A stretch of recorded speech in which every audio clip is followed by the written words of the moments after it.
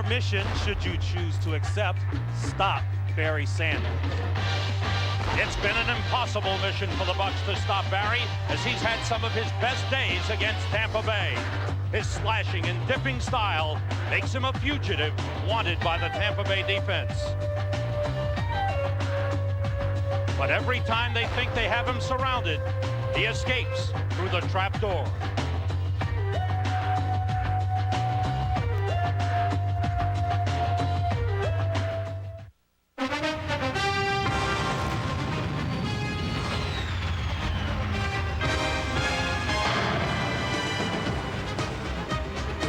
Welcome to sunny Tampa, Florida, where this afternoon it's the Detroit Lions and the Tampa Bay Buccaneers.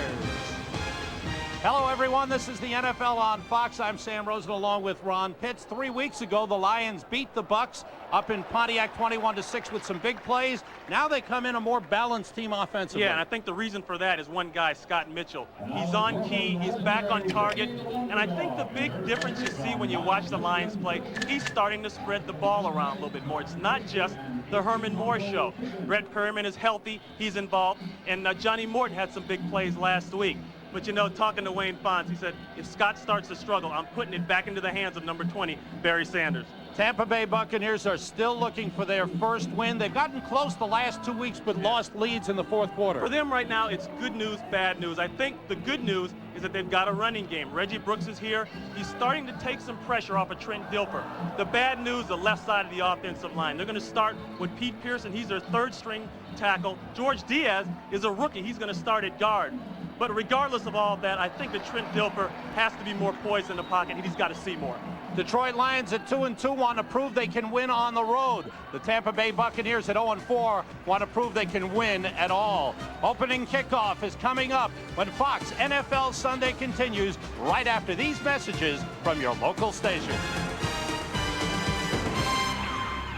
Set for the Lions and the Buccaneers. Wayne Fonz, who is third in longevity amongst NFL coaches, Jim Mora and Marv Levy, only two longer than he. And in his first year, Tony Dungy showing a lot of patience and trying to get his team on track and trying to get them to believe that the system works and they will eventually start winning. Yeah, and the stress there has been on details and fundamentals. That's been the breakdown. Tackling, blocking, catching. Somewhere down the line, they always have a slip up there, and it's been in the fourth quarter last week. 85 degrees to start the game, and it's hotter than that down on the field. Jason Hanson to kick off for the Lions, who are 2-2, 0-2 on the road. Nilo Sylvan is deep for Tampa Bay, 4 yards deep and brings it out. Got a wall in front of him. And gets across the 20 to the 21-yard line. And Trent Dilfer, who is the lowest rated quarterback in the NFL, takes his team onto the field. He's had only one touchdown pass this season, 8 interceptions. The youngsters, Pearson and Diaz, rebuilt left side of the line for Tampa Bay. In the backfield, Reggie Brooks and the rookie Mike Allstott. Alvin Harper, Courtney Hawkins, the wide receivers, and Jackie Harris is the tight end.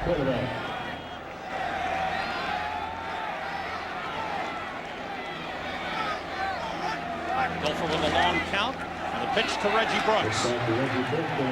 He's up close to the 25-yard line. Benny Blades in on the tackle, along with Henry Thomas.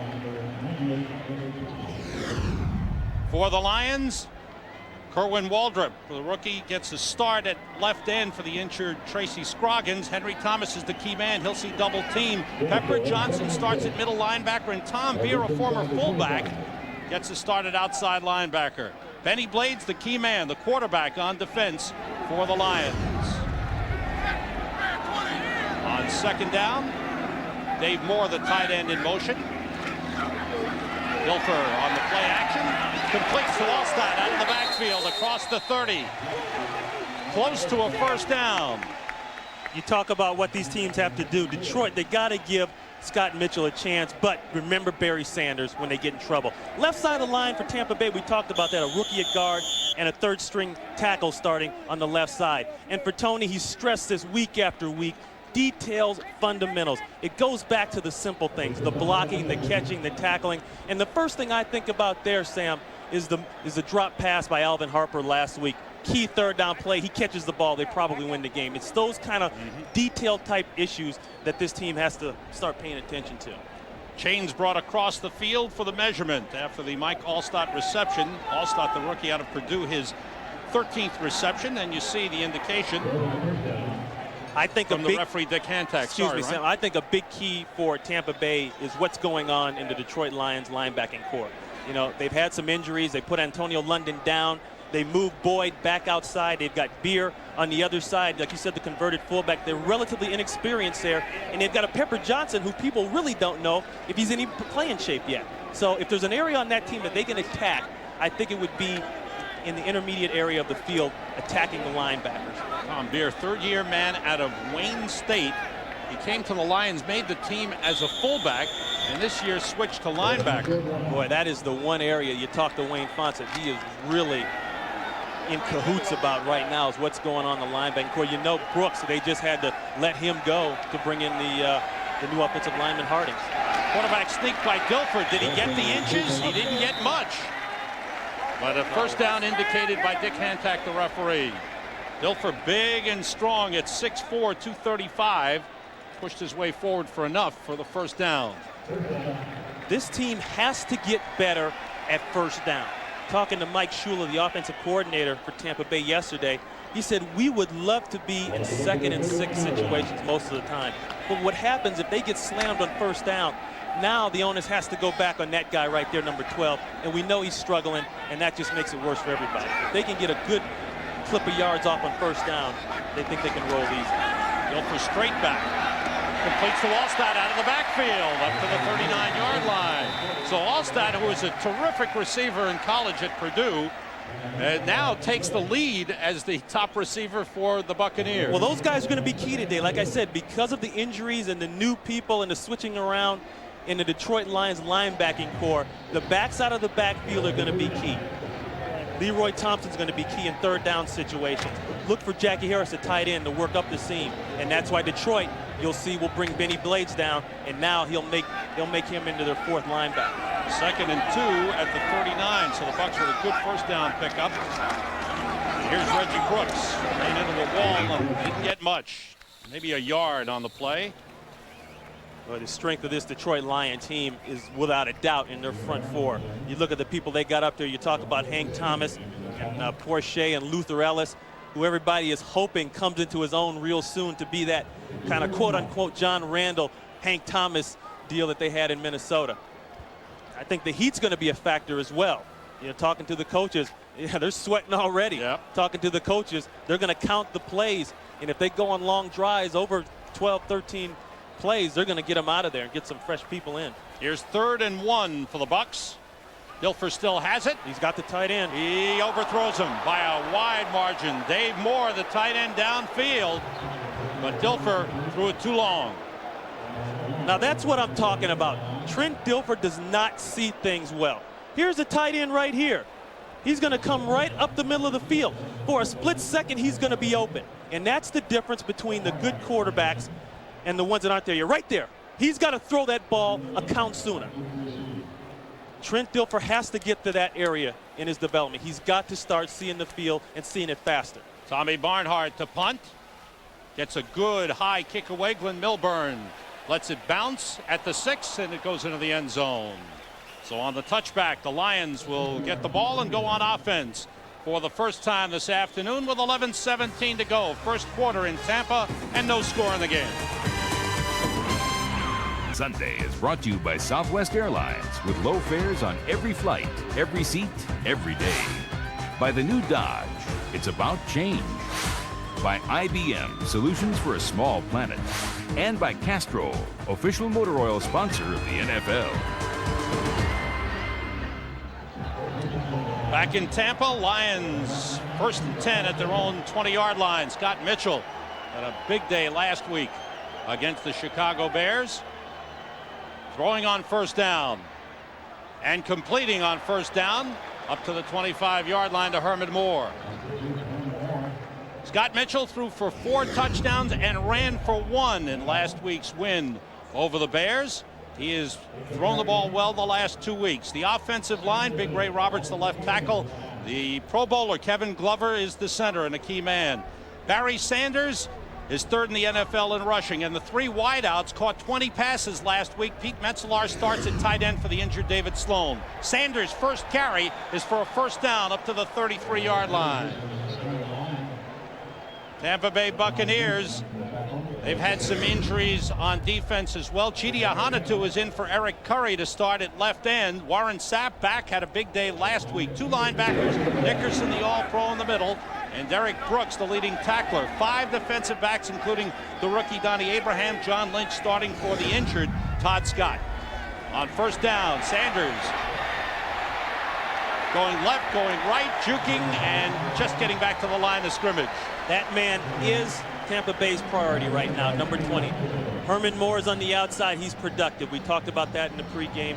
We talked about Johnny Morton. We talked about all the weapons on the outside, but that guy is the one you have to stop. And you have to think backwards when you think of Detroit. They don't run to set up the pass. They'll pass to set up the run. Second and 10 for the Lions. And flags fly. Looks like Tampa Bay. Chidi came off a little early, unless he had movement inside. Check it out. False start. Offense. Number 72 prior to the snap. 5-yard penalty. Still second down. It's Ray Roberts, the left tackle, who moved too soon. Pushes the Lions back to a second and 15. Roberts, who came over from Seattle. Signed a 2-year deal as a free agent with the Lions. Long count by Mitchell. Everybody out, being rushed, and he gets rid of it, and he got his man. Wow. Barry Sanders across the 40 and out of bounds. Just short of a first down. Mitchell was on his way down when he got rid of it. Great heat from the outside by the rookie Reagan Upshaw for Tampa Bay. Right here, I want you to watch the work there. But this is just good by Scott Mitchell. And that's the difference, I think, in Scott. Scott has settled down, and he's found people. He's in trouble here. But when you're in trouble and you play for the Detroit Lions, all you got to do is find number 20, and he does things like that. It's 3rd and 1, a long one for the Lions. Mitchell's throwing for it. Steps up, and it's incomplete. You know, that's what I have to question a little bit. He went 3rd and 1. You got Barry Sanders, run the football. I will take my chance turning around and handing to Barry Sanders, as we look at Warren Sapp limp off here, take my chance handing to Barry Sanders and throwing the ball 4 yards downfield. I just don't understand that. They've gotten away from it. They've used Barry more on short yardage situations, but they should have used him there. Milo Sylvan is deep for Mark Royals' punt. Royals averaged close to 50 yards against the Bears last week. Sylvan with a return up close to the 30-yard line. And Stephen Boyd involved for Detroit, along with Kenny Gant for Tampa Bay. Timeout on the field. The Bucs will go on offense for the second time after the return by Nilo Sylvan. No score in the game. There's Warren Sapp right there. He got injured on the last one. You know, you talk about the injuries. Here's the area that concerns me the most. That's all on the left side. Gruber, guy that's been around for a long time, he's out. And Pine, he was a guard next. He's out as well. So they've got to go dig down to the bag. Tight ends, two wideouts, and the single setback. Mike Allstott, the fullback, carrying up the middle as Tampa Bay shows a different unit on offense. They had Willie Tate and Dave Moore in at tight ends. They seem to be using Jackie Harris only on long yardage situations, obvious passing situations. 2-yard pickup for Allstott. Make that a 4-yard pickup for Allstott. 2nd and 6. Now Reggie Brooks back in the backfield. Pitches to Brooks. It's a couple of blocks. Looks for an opening that spins across the 35. Yeah, keeps going up to the 38-yard line. Right now it's time for a McDonald's game break. Let's return to James Brown at our Fox TV Center. Sam, first rushing touchdown given up by Carolina this season, the 1-yard. Lead by James Stewart of Jacksonville, and the Jaguars on top of the Panthers 7-0 early. Back to Sam Rosen. Ron Pitts. That's a good matchup, Jacksonville. That's going to be Carolina. a great matchup. Those are two expansion teams, former expansion teams, I guess, and they got a lot of help. They got a lot of help with the draft, and they got a lot of help in free agency, so they're pretty competitive right now. Obviously, Carolina is. 3rd and about 1.5 yards for Tampa Bay. This is the 3rd time they've been in this situation. Willie Tate, the tight end, in motion. Dilfer to throw again. And this one's complete. Dave Moore, the tight end, on the reception, gets knocked out of bounds. Moore had a good game last week against Seattle. One thing Mike Shula did, the offensive coordinator for Tampa Bay, when he got here from Chicago, the first thing he did was to simplify the reads for Trent Dilfer. Don't give him, there he is right there, Mike Shula, don't give him 5 reads on a pass play, and make it short, make it simple. Look here, if it's not there, then throw here, and that's exactly what he did. He hit the quick out, and they got the first down. But that's what you have to do to Trent until he develops where he can see more. Once again, Allstott the lone setback. Dilfer checks off at the line of scrimmage. Allstott carrying. And pulls his way up for about 3 yards to midfield. It's going to be hard to run the ball against Detroit unless you find a way to threaten them passing. And Tampa Bay has struggled threatening anybody passing. The front four of Detroit is just too dominating. And funny, look at the guys now. Look at Hank Thomas right there bending over already. You know, they're going to have to substitute these guys. It's warm down there. They got them in the blue jerseys. 2nd and 7 for the Bucs. Dilfer sends everybody out. Throws sideline and completes to Alvin Harper for a first down in Lions territory at the 41-yard line. Threw the out very well, I thought. Yeah, and it was very simple. They saw the coverage was off, so just throw the quick out. And Alvin Harper is a guy that's really been chastised down here. He dropped the ball last week, and people just don't believe he's coming up with the big plays that they thought that he would make coming from Dallas. And a lot of it's not his fault. The reason why in Dallas, look what he had. He had Michael Irving on the other side. You couldn't double cover one guy. He had Jay Novacek at the tight end, and he had a great running game. He doesn't have that down here. 2 tight ends in. Allstott the lone setback. Carries on the draw. Slips a tackle. Dives forward close to the 35-yard line. Again, a good first down pickup for the Bucs. That's a good job there by Allstott. Allstott now is a fullback.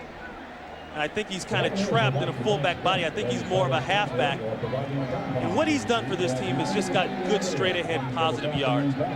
Detroit wants to force the pass issue. They don't think that Trent Dilfer can beat him. So they're going to have Benny Blades up there in an 8-man front playing some linebacker to make Dilfer go to the air. But I think the down and distance situation is helping. 2nd and 4. Dilfer pumping, throwing deep down the right side for Courtney Hawkins, overthrew him. Actually, if they wanted to call interference on McNeil, they probably could. He initiated a little bit of contact down the field. They tried to do the pump fake. Right here, this man's going to come up the field, stutter around here, then take off and go. I want you to watch what McNeil does right there. Here's a pump fake. Not a real good sell by the receiver. See, he makes contact right back there. If they wanted to call that, they could, because it took about 2 steps off of Courtney Hawkins. Brings up 3rd and a long 4. The 8th play of this drive for the Tampa Bay Buccaneers. They've controlled the ball well. These are the down and distance areas, 3rd, 4th, 3rd, 5, and 10 are really strong. Dilfer deep drop, being rushed, throws and completes to Leroy Thompson out of the backfield. First down at the Lions 24. And there's Leroy Thompson. They don't think that Benny Blades can cover Leroy Thompson, and that's their matchup. There's Benny Blades right there. He's got the spy on that man, Leroy Thompson. Once again, the pressure's there. There's Luther Ellis, but a good job of seeing by Trent Dilfer. See, he's throwing to a spot. Look, there's nobody in the field yet. He's throwing to a spot and praying that Leroy Thompson can get there. And that's pretty good coverage by Benny Blades. You can't ask for much more than that. That's just called making a play, and that's what Tampa Bay needs. Picked up 12 for a first down at the 24-yard line. It's like the Lions jumped offside. The pass for Allstott is incomplete. Flags down on either side of the field. Looks like they got the rookie over there, Kerwin Waldrop, starting for the first time.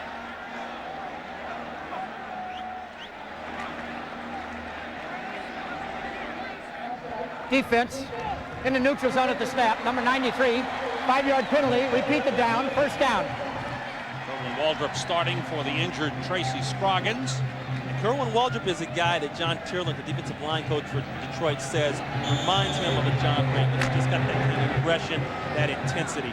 And this is his first start. You know, he can't wait to come around that corner and get his sack. So he's a guy that put Warren Moon out of the game in the first game of the season. He can't be effective. 1st and 5. The pitch is to Reggie Brooks. Close to a first down. Knocked out of bounds at the 16-yard line. So much talk about Eric Redd around here, and the team needs a running game and all that kind of stuff. I think Reggie Brooks is really saving them a bit because he is giving them some kind of respectable run force. Teams just can't line up in nickel situations and play the pass. They have to respect it, and you have to try to run that ball. And there's nothing new on the Eric Redd situation. I like this right here. That's something, too, that Tampa Bay has not been able to do. Hold the football. Keep Barry Sanders off the field. On 2nd and 2, Brooks on the cutback. First down inside the 10 to the 7.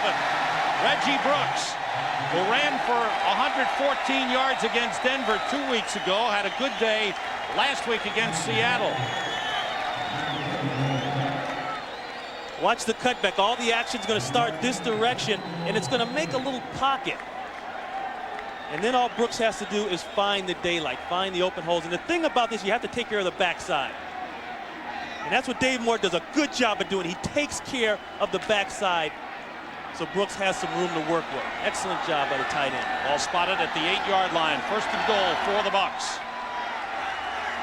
A good drive. Willie Tate, second tight end in motion. Dilfer, short drop. Completes to Dave Moore, the tight end on the right side. He's out at the 5-yard line. Dave Moore's a guy that last year in Sam Weich's offense was called the Moore back. He was half back, half tight end, half receiver, half whatever they needed at that time. But now he's been able to focus on just being a pure tight end. I think it's helped the team, and I know it's helped him. Lions have changed the interior of their defensive line. Mike Wells is in for Henry Thomas, and now Shane Bonham is in at right end for Kerwin Waldrop. 2nd and goal from the 5. Courtney Hawkins in motion. For the Brooks. Brooks hits the wall and is pulled back. Maybe picked up a yard on the play. Pepper Johnson, number 99, in on the tackle. Yeah, Pepper Johnson, they're finally feeling his legs a little bit. This is an area for Tampa Bay that has really been bad. The red area, inside the 20, going in for the touchdown. They have struggled. They have got to get better at this. Well, you see the numbers. 10 times in the red zone, only 2 touchdowns. You know what that's about? That's about confidence. It's not the plays. We've seen people open and Trent not being able to hit them. It's about confidence, believing that you can get that ball in there. Trent has to believe it, and whoever they hand the ball to run has to believe it. Gary Ellison and Leroy Thompson in the backfield. Everybody out. The pass is intercepted by Benny Blades, and he could go all the way. Trent's going to have to get him. It's Blades against Dilfer. And Blades gets away. Touchdown, Benny Blades. Dilfer should have brought him down. Blades with the interception near the goal line, and the Lions have taken the lead. That's what we talked about, the confidence in your quarterback in the red area. More pressure is on him in that area of the field than anywhere else, because you know you got yourself an easy 3 points, and that's the last thing you want to do. There's Benny Blades right there. Now he's just spying and watching Trent Dilfer. They said Trent has a tendency to look a hole in where he's throwing, and I think he does. There's no way that the man he's throwing to is open. And if you're the quarterback, you throw it, you got to try to tackle the guy. The key here is to stay on your feet. Nice stiff arm by Benny Blades for a guy who's a strong safety. He was funny last night talking about playing at linebacker position. He said, hey, they got me up here playing a linebacker. I think I'm going to need a neck roll. He'll be talking wide receiver in a minute. He almost had the glove right there. Jason Hansen for the extra point. And the Lions, who in the last 4 meetings with Tampa Bay coming into this game had had 19 takeaways, have the takeaway. With Tampa Bay knocking on the door, they turned it into a touchdown for Benny Blades, a 98-yard return. Back in Tampa, the Lions with Benny Blades in the cool zone there. His first interception return for a touchdown. Trent Dilfer's 9th interception this season. He leads the NFL now. He had been tied with Jim Kelly. And that is the 14th giveaway by Tampa Bay this season.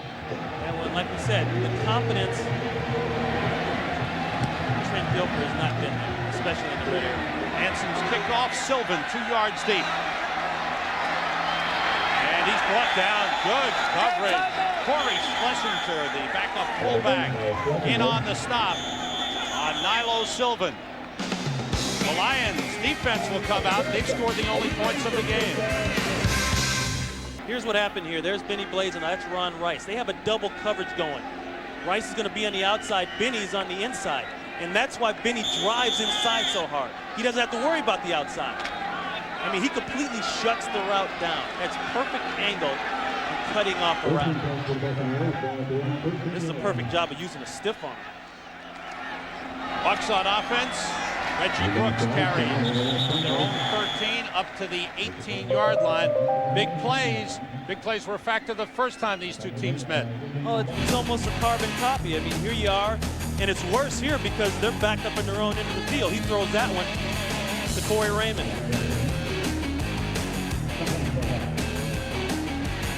And, you know, things were going so well for Tampa. They made a nice drive. We saw the time of possession.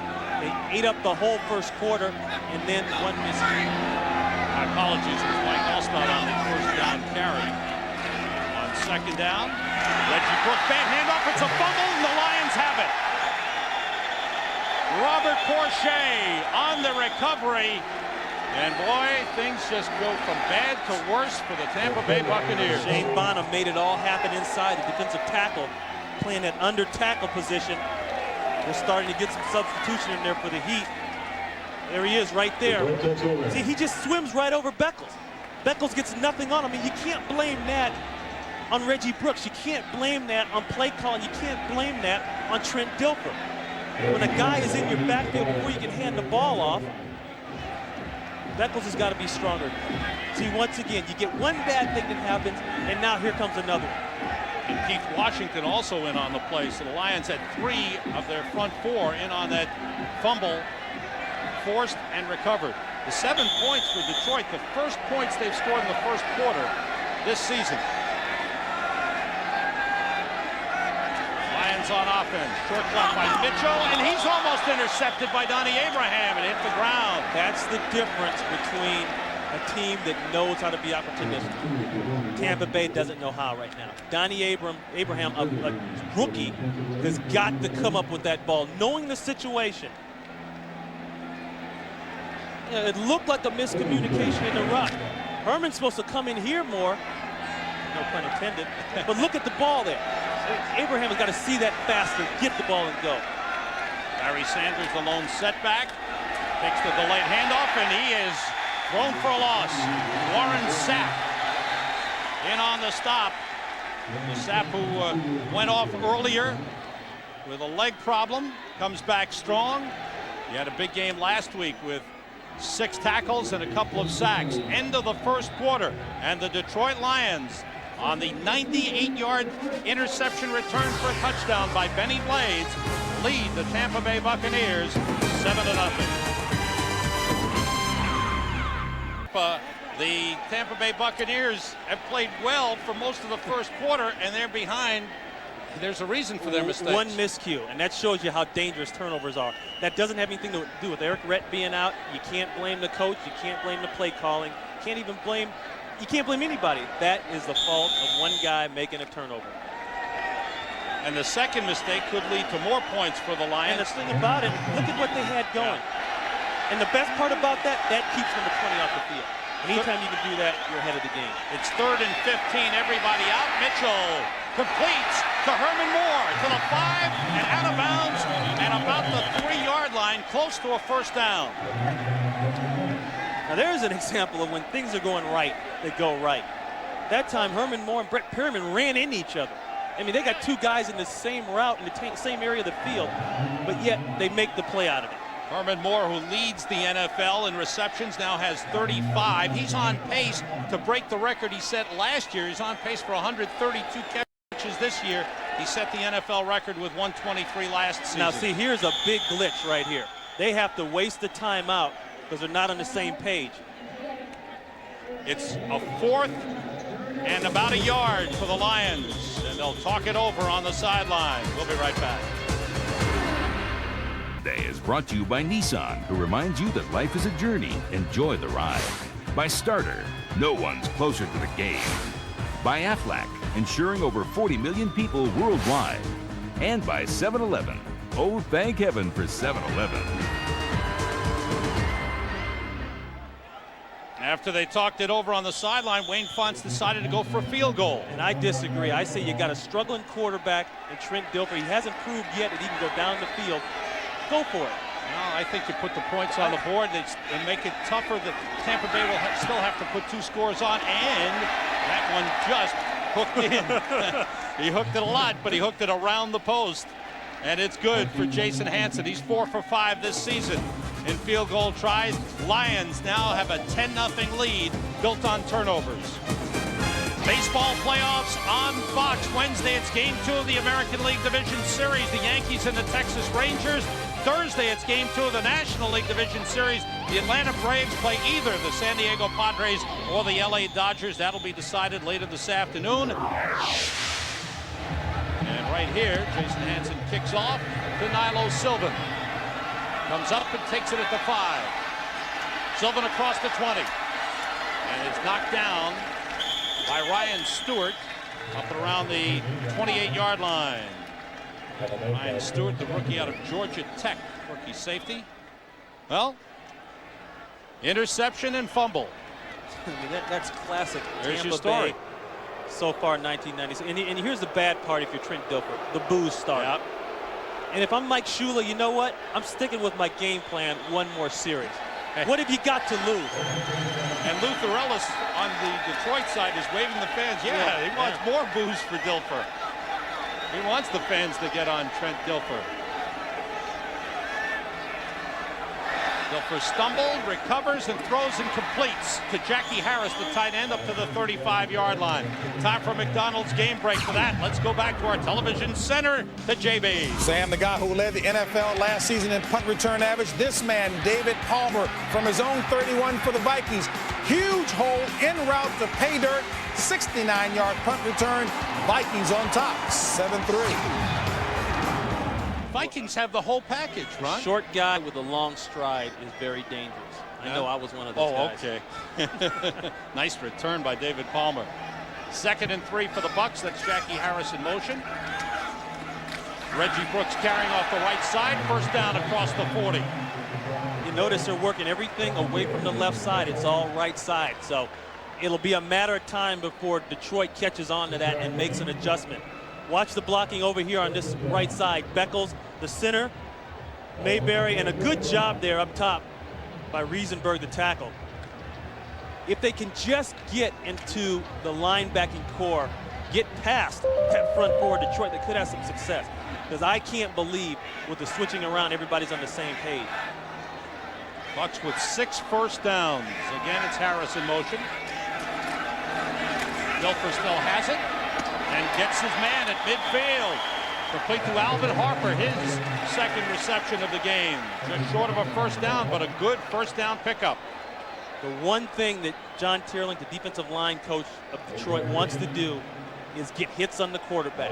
He may get rid of it, and he may have some success, but you got to dirty his uniform and put him on the ground. And these are nice, safe routes. This is what they did on the 1st series. The 2nd series coming up the field. You just have to keep in mind, hey, Trent Dilfer throws one bad ball. It's 2nd and 2 at the 49. And Brooks carries, and he's through for a 1st down to the Lion 45-yard line. That's another missed tackle up front by the linebackers. If you can get past the front four, they'll have success. Mayberry, the center, is having his work cut out for him because he's got to handle Hank Thomas up front, number 98. And the best way to do that is through a double team. 9 carries for Reggie Brooks in the game. And another first down for the Bucks, their 7th of the game, but they have yet to put any points on the board, trailing 10-0. Reggie Brooks gets a block and makes the cut, hit hard. And one of the Lions' helmets, that Pepper Johnson's helmet, goes flying off. He made the big hit on Reggie Brooks, and Pepper is fired up. And see, that's a difference. Now, Hank Thomas wasn't in the game the last 2 plays. See, there's Luther Ellis right there, along with Bonham inside. But watch the hit. Alstead does a pretty good job on the block. Boy, that's helmet to helmet there. That'll make a highlight film. Got to believe Reggie never saw him coming. Pepper Johnson, a late pickup, late training camp pickup by the Lions.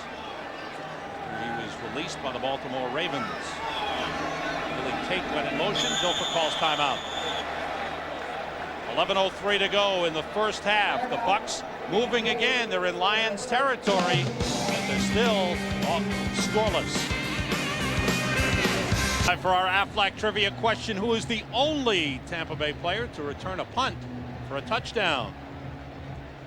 Ron is looking up his book right now, looking through it.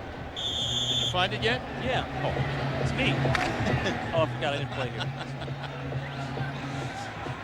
Look at that. Look at that number. And that's with Barry Sanders on the other side. 2nd and 5.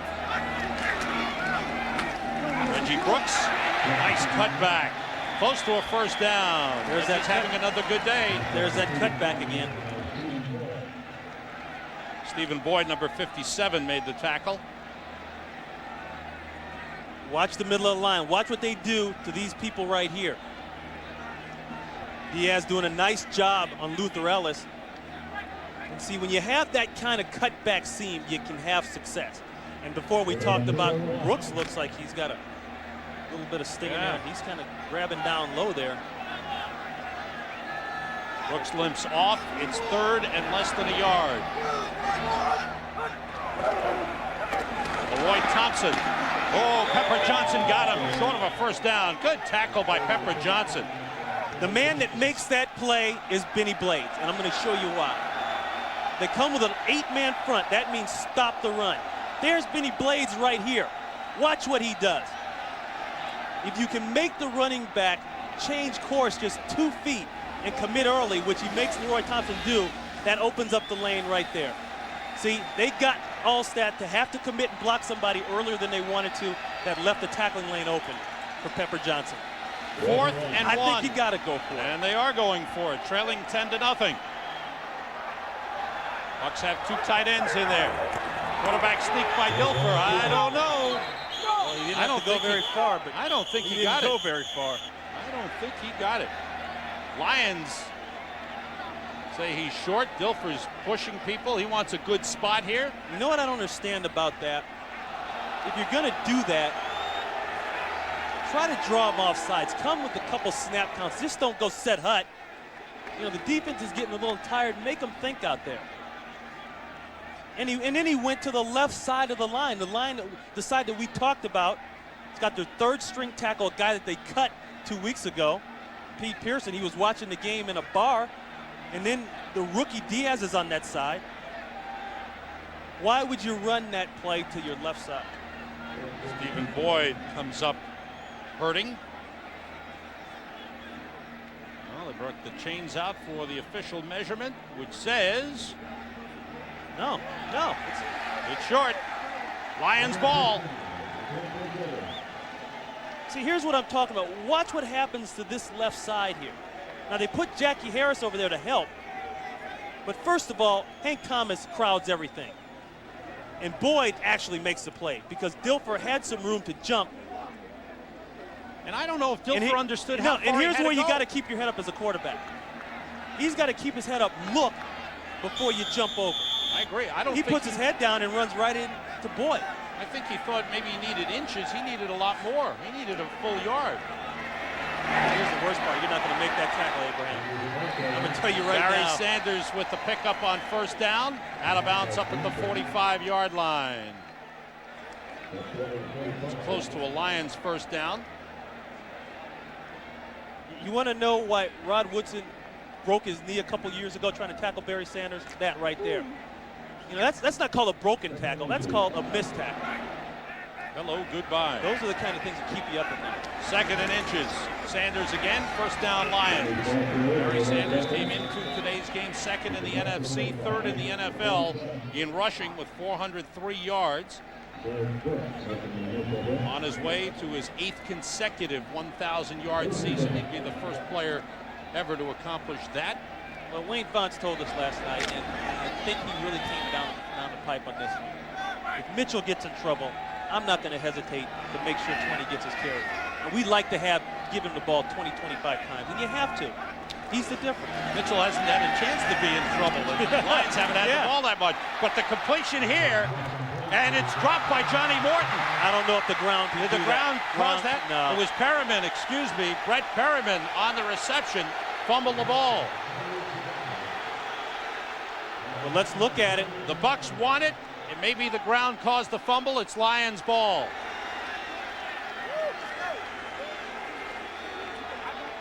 Perriman got a little bit of mental stability back. He saw a doctor and he found out he was healthy, and so no, he's down. Ooh, I don't know about that. He's down.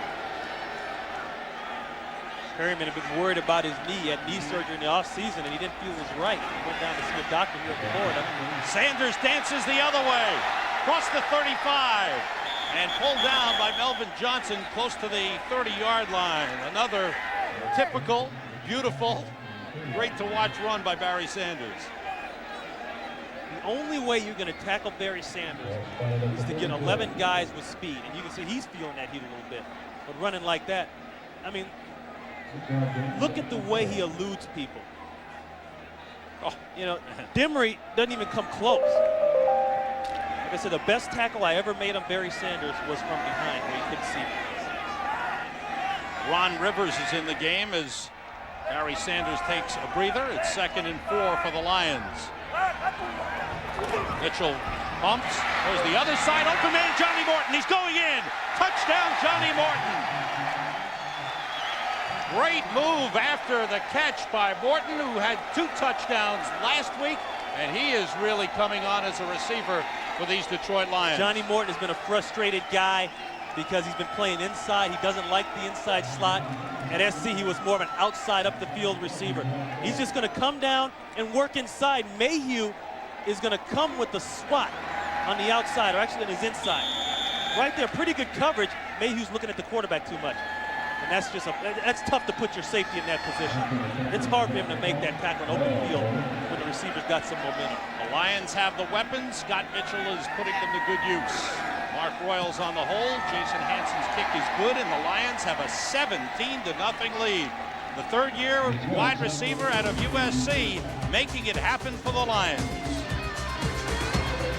The difference in Scott Mitchell now in week 1 and 2. I want you to watch. He's on the 3-step drop, but watch the way he opens his hips up and comes back and points and throws. He was having a problem doing that in the first 2 weeks. He was actually not pointing to where he was throwing. Like we said, you get Johnny Morton out there with some momentum. Safety can't cover him. Safety has no chance. Scott Mitchell's passing has been brilliant the last 3 weeks, actually, starting with the second half of the Eagles game, which was a 24-17 loss. Last week, 24 for 34 against the Bears. Hansen with a kickoff. Nilo Sylvan deep. 5 yards deep, and he downs it. Nilo's prone to take him out. He thinks touchdown on every kickoff, but he was too deep that time.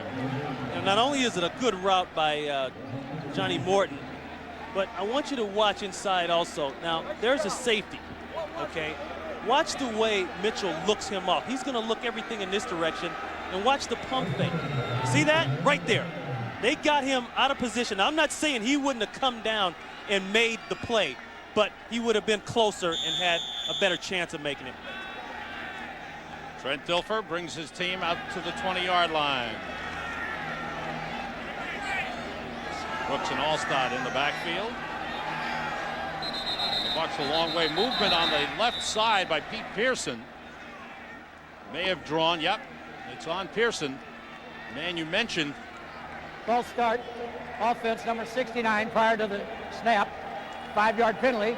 Still first down. He was cut in preseason 3 weeks ago. He was watching games at a sports bar here in Tampa when Gruber went down and Odom went down. He got the call to come on back, and he's starting this afternoon. His second start. He started last week as well.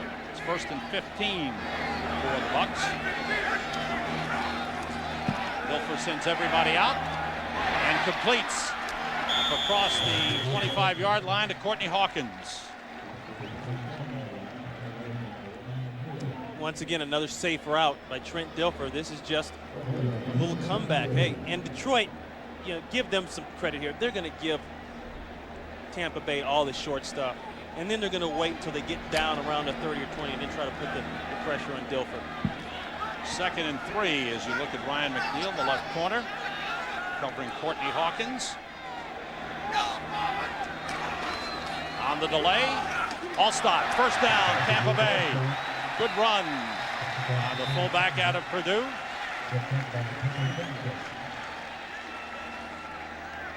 Second-round draft pick of the Bucs, weighing at about 250. John Riggins was his idol. As Jim Eddy, the defensive coordinator for Detroit. Boy, it's funny, you know Jim Eddy from Houston. He unfortunately was on the bad end of that greatest comeback in NFL history with the Buffalo Bills up there. But I tell you, that wasn't all his fault. He's a great defensive coordinator. He had a little bit more help running the ball from his offense. Probably wouldn't have been in that situation. Reggie Brooks gets to the 40-yard line. As the Bucs seem to be staying with the game plan. What this team lacks on the outside, start with the pass, are weapons. Yeah, they've got an Alvin Harper, and they dumped a ton of money in him, and they expected a ton of things. But Alvin can't do it without help everywhere else. And the guy they really miss the most is Horace Copeland. They could put a double on Alvin Harper, take him out of the game. They got to get the ball, I think, more to Jackie Harris. Jackie Harris came down here to be an up-the-seam vertical tight end. You don't see him catch that many balls. Dilfer on 2nd and 7, looking, has time, throws for Harper, dropped it. Juggled and dropped. Corey Raymond covering on the play. It's high, but Alvin Harper, once again, has got to make that play.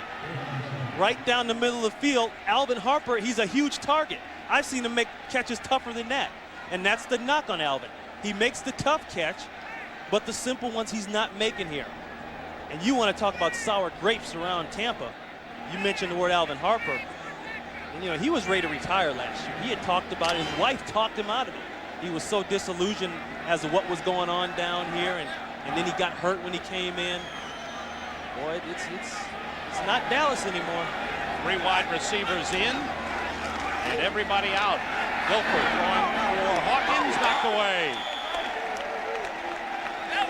Ron Rice with a good play, second-year man out of Eastern Michigan. Dilfer gets up limping. He's been knocked out of the game with the Lions the last 2 matchups.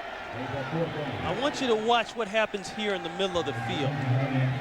This is what we talk about with Trent Dilfer trying to see more. Actually, it's right there. If he can hold one more second, but the pressure gets to him, he didn't have the protection. That's one thing we talked about with the offensive line. When Milburn is deep, Tommy Barnhart the punt. That's holding. High kick, flags go down. Milburn for the fair catch at the 25. Now we'll check out the flag. It's against the Tampa Bay Buccaneers. A rough afternoon. It looked good early, but then the turnovers, the interception by Benny Blades, 98-yard return for a touchdown. Dilfer missing the tackle, the last chance tackle on that play. Look at Trent Dilfer, and there's a man that's drowning slowly. You know, he tries to stay positive, and you talk to people. It's almost got some of the people around the staff worried. He's always in such an upbeat mood. He comes in laughing, giggling. Offense number 25, 10-yard penalty, repeat the down, 4th down. Melvin Johnson called on the hold. Right here, that's number 25, Melvin Johnson. Watch what he does. He's got Benny Blades coming around the corner, and by golly, Benny Blades is going to make another great play. And there's a hold right there. Smart play. Smart play. You think things are bad now, you get a block kick down here in your own territory. It's going to make things worse. Barnhart to kick again. Lions stunting. The high snap was grabbed by Barnhart, got away from the rush and got a good kickoff. Milburn is brought down. Oh, that's a terrific play by Rob Thomas. One-time Kansas City Chief, Seattle Seahawk, came in a couple of weeks ago. I think they got holding again. Uh-oh. Benny Blades is waving them all back. Benny Blades is standing at the 30, waving, come on back. It's against the Buccaneers. That somebody moved early. Or an illegal formation. Not much positive happening for the Bucs this afternoon and for Tony Dungy.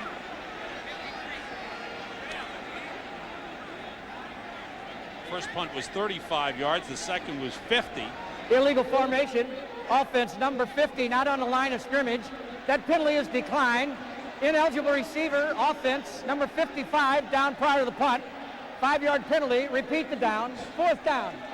See, Derek Brooks, now he went downfield early, and the reason is because Barnhart had to sidestep to kick the ball, keep from getting it blocked.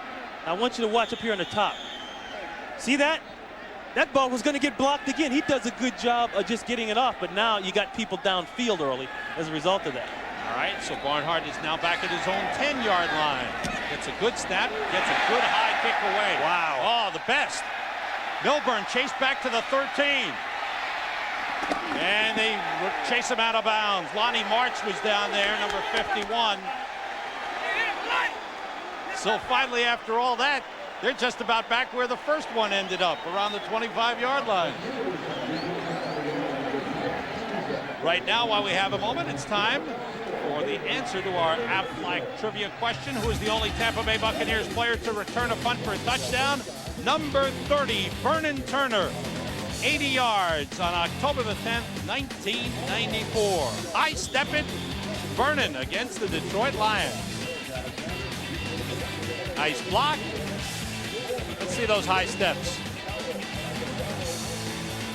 There you go. Lions 1st and 10 on the 26. Mitchell with a short drop. And it's outside of Johnny Morton. He's pulled out of bounds at the 31-yard line. Boy, what a step up for Johnny Morton. In his first 18 NFL games, he caught 6 passes. In his last 16 games coming into today, 54 receptions. I talked to Johnny Morton a couple weeks ago. And, he was so upset. He said he couldn't wait till his contract came up to get out of here. He was just frustrated at where they were playing him. He wasn't getting a lot of balls, and Mitchell wasn't spreading it around. And around to Johnny Morton. And it's not going to get anything. Chased out of bounds. They read it well. Donnie Abraham, the rookie, stayed with Morton. If there's one play, one reverse that Detroit runs constantly, it's the reverse to Johnny Morton. They don't run it to anybody else. They run it out of the same looks, and it gets slammed almost every single time. Every now and then he'll make some yards out of it. You tell me it's not hot down there. Look at Wayne. He's got a little, he needs some degree. Oh, I see. Yeah, we got to get him some degree. 3rd and 9. Johnny Morton came into today's game as the Lions' second leading rusher, by the way. Yeah. 25 yards. Yeah. Mitchell. Waiting, chased and brought down. Didn't have anybody open. Reggie Upshaw, the first-round draft pick. Reagan Upshaw, excuse me. Reagan Upshaw will be at the top of your screen up here. Now he's working on Ray Roberts. And you see the way he just hump moves him inside. He beats him to the inside. That's a coverage sack, though. I can't say that Reagan Upshaw did a great job of getting to the quarterback. He did a good job, but Mitchell hits the last step in his drop, moves up in the pocket. There's nobody to throw to. Good job by the Bucs secondary. First sack of the season for Reagan Upshaw. Mark Royals' kick is grabbed on the run. Fair catch by Nilo Sylvan up at the 35.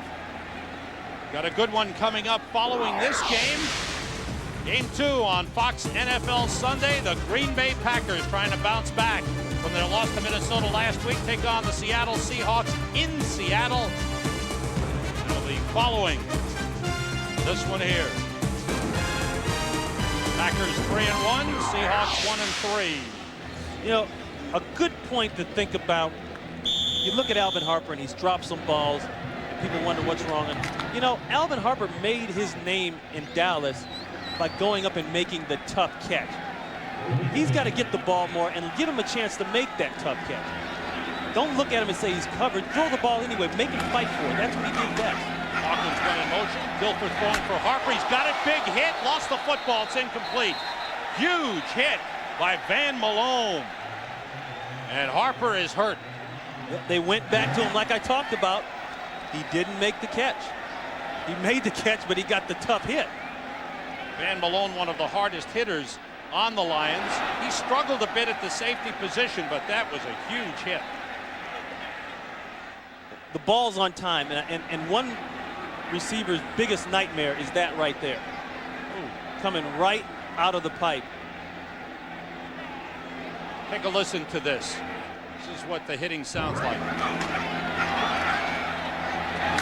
Oh, whew. That's helmet to helmet. But you know what? Still down. You have to do that if you're going to play defensive back in this league. You have to put that fear into wide receivers' hearts, and people have gotten away from that. And that's one reason that wide receivers have gotten bigger over the years. It used to be that you could intimidate wide receivers when they came in there and knock them out of the game, but that's not the case. But you have to make sure that they know you're there. The next time Alvin Harper comes across the middle and catches the ball, I guarantee you he's going to think and look for Malone. Checks the helmet to see if there are any cracks in it. Alvin Harper seems to be okay, dazed momentarily. And they're giving him the smelling salt. Poor Reggie Brooks, first of all. It's a good thing Dilfer got the ball out in time. And Malone just has a beat right for his forehead.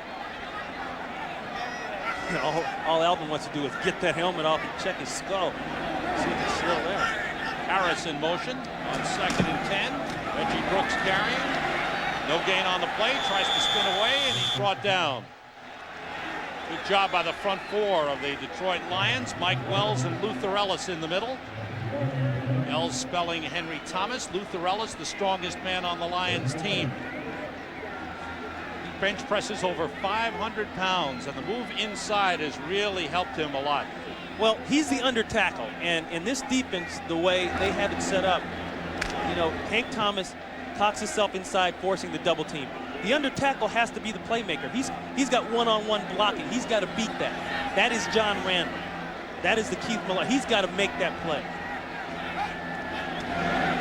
Everybody out. Dilfer deep drop, looking, rolling, and throwing. He completes up across the 40, short of a first down. Completed to Leroy Thompson out of the backfield. But the Bucs will be forced to punt. Lions with the big lead as we come down to the 2-minute warning. 2 minutes to go in the first half. The Bucs will be kicking the ball away. They trail the Lions 17-0.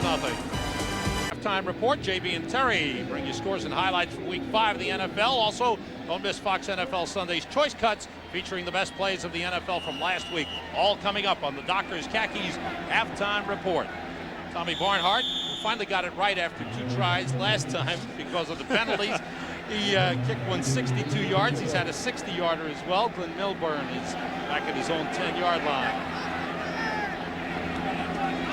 Barnhart, time, kicks it high. Good kick. Milburn waiting. Great for a fair catch. Takes it at the 9. And got bumped. I think part of that was because of the block of his own man. This game is presented by authority of the National Football League. Is intended for the private use of our audience. Any rebroadcast or the use of this telecast without the express written consent of the Tampa Bay Buccaneers and the National Football League is prohibited. A lot of empty seats here. The Bucs have to start winning before people are going to come back, get excited about Tampa Bay football. Seems like a lot of other things get more attention than the Tampa Bay Bucs. You look at the people in the stands here, and you may have 30,000-40,000. Well, to give you an idea of what winning does, the Green Bay Packers have 44,000 for a scrimmage this training camp. Winning means everything. DeLay to Sanders, looking for an opening. Trying to dance outside and fights his way. They gang tackle him up at the 12-yard line. John Lynch and Donnie Abraham in on the stop. Lynch, one-time baseball prospect who was drafted by the Florida Marlins. I know Lynch has one play he'd like to take back from last week against Seattle. They had a missed tackle down there by the goal line. Might have been the difference in securing that victory for Tampa Bay. But boy, what a nightmare game to have 3 minutes on the clock, be ahead by 3 points, and have the ball and still lose it. On second down, Mitchell looking and throwing for Morton. He's got him up across the 30. And Scott Mitchell wants a timeout. A big gain gives the Lions some room to maneuver here late in the first half as they look to put on some more points. Yeah, I think Detroit has to be fairly aggressive here in their play calling to go down the field. Now there's Tom Moore right there, the offensive coordinator. And, you know, he really took some of the blame for what Mitchell wasn't doing in the first couple of games. He felt like he didn't give him the right plays. He gave him plays where he had to look at too much. And he didn't give him plays where he could have the choice of spreading the ball around. And then, of course, just this last week, they were trying to pick apart why Scott wasn't throwing well, what was going on with his mechanics. Wayne Fonte said, hey, let's film the guy. Let's film him, go back to basics, and see what's wrong. They found out that he wasn't doing something very elementary, not pointing to where he was throwing. He was kind of pointing outside to where he was throwing. Wayne Fonte, who started his NFL career here in Tampa as an assistant in 1976, was here for 9 years. Mitchell being rushed, looking for Herman Moore. It's batted away by Donnie Abraham. I like that. That's Donnie Abraham. He's the rookie corner. Talking to Herman Edwards, the former Philadelphia Eagle player, now the defensive back coach here. He is high on this kid. And the thing you like about Abraham is that he's got the poise, and he's not afraid of anything. He's not afraid to line up on a Herman Moore or an Andre Rison or Jerry Rice. He does it. He makes the plays. He's just got to get more involved, get his game strategy going. Just under a minute to go. Mitchell checking off at the line. Blitz coming. He gets rid of it and completes to Brett Perriman, who's knocked out of bounds up near the 38-yard line. Charles Dimry on the coverage. Scott Mitchell's completion percentage over the last 2 weeks better than 63%, and this afternoon better than that. Yeah, now here's a guy too. I mean, he's had a lot of things on his mind personally. You know, the situations off the field with that contract. He doesn't like to talk about it. He insisted it was a dead issue, but I got to believe that was an issue the first couple of weeks. They've denied reports that he's already in agreement for a 5-year deal with the Lions. It's 3rd and 6. Buck showing blitz. Quick toss, grabbed one-handed by Perriman again, and it's good for a first down. That's a great catch. Brett Perriman, we talked about him. He thought his knee was giving him problems, and he got so concerned about it 2 weeks ago. Look at that catch. He flew down here to Florida to confer with the doctor who did the operation just to make sure things were okay. And he changed as soon as the doctor said, hey, you're fine. Just go play football. Stop playing. This time to the tight end, Pete Metzelaars. And Metzelaars closing in on the record for most games in the NFL by a tight end. This is 209.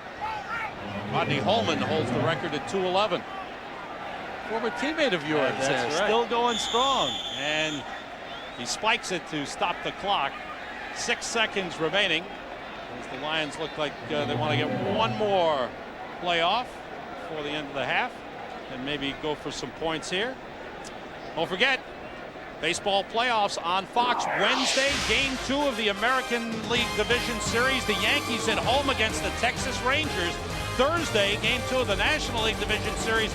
Atlanta Braves will play either the San Diego Padres or the LA Dodgers. The loser of that game this afternoon will play the Braves. 3rd and 6. Looks to be the last play of the first half. Lions a 17-0 lead. Mitchell throwing, almost intercepted, batted away. See, what I don't understand is why didn't Detroit take a shot at the end zone earlier? I mean, they nickel and dime down the field. They got to take a shot. It's the end of the first half.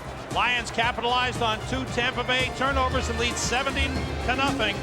JB and Terry will be along from our Fox TV Center in a moment. Leading the Tampa Bay Buccaneers 17-0, and turnovers a big factor in the first half. Yeah, well, you know, you look at the stats, and they're leading in just about every category except the turnovers. They're leading there, too. They're turning the ball over. And once again, for Tampa Bay, that's been everything. They play well. They get down. They make some nice plays. Boom. One big mistake. Unfortunately, it's been the same guy, Trent Dilfer. It's important for the Lions to win on the road as they hope to challenge in the NFC Central Division. This is their first game on natural grass this season. The remainder of their road games are on natural grass. I don't think that has anything to do with it. You know, I mean, they play well in the dome on the grass. They have their mini camp down here in the offseason, so it's a matter of who you're playing. And they got Barry Sanders. They're running the ball a little bit. He doesn't have a lot of yards, but he's making the big plays, the big runs. You know, we see those. It gets everybody excited. But this is what I'm talking about, and that's really distressing. Look at that. Time of possession. I mean, that's almost unheard of to be that far ahead, time of possession, and be losing the game at halftime. This halftime highlight is brought to you by Mitsubishi Motors. Well, you know, you talk about the turnovers and what happens right here. Trent Dilfer, he's not looking. He doesn't read well. Benny Blake's standing right there, and he throws the ball anyway. And the worst part about this, if you throw the interception, you got to make the tackle. He's got to stay on his feet. Can't make an arm tackle. And you're not going to get his glove. He'll give it to you after the game. That came after a 73-yard drive, and then this was the next possession. Right, and then it's always at the worst possible time for Tampa Bay. The fumble, Shane Bonham doing a good job of penetration. The fumble in your own territory. And that led to a field goal. And then you have to speculate, how much longer is he going to be in the game? Do you pull him? You know, what kind of message does that send to the rest of the team? You know, what do you tell him if you pull? Hey, let's face it, this is a big money guy, okay? You draft this guy, he's everything that you want your team to be, supposedly. Well, when the rumors came up that Jeff George was available, would be traded, rumors came up here in Tampa Bay that the Bucs might be interested. They denied it. They said, no, we're committed to Trent Dilfer. He's got an 8-year contract. I agree 100%. More from the standpoint of why you want to bring Jeff George up here. You know, he's had problems in Indianapolis. He's having problems with a coach who, if you can't play for June Jones, you can't play in this league as far as I'm concerned. Why bring him here? This team does not need problems like that. They've got enough of their own going on right now. Casey Weldon is the backup. Lynn Milburn deep for the Lions to start the second half. Michael Husted with a kickoff. And Milburn at the 2. Breaks it outside, brought down up to the 25-yard line.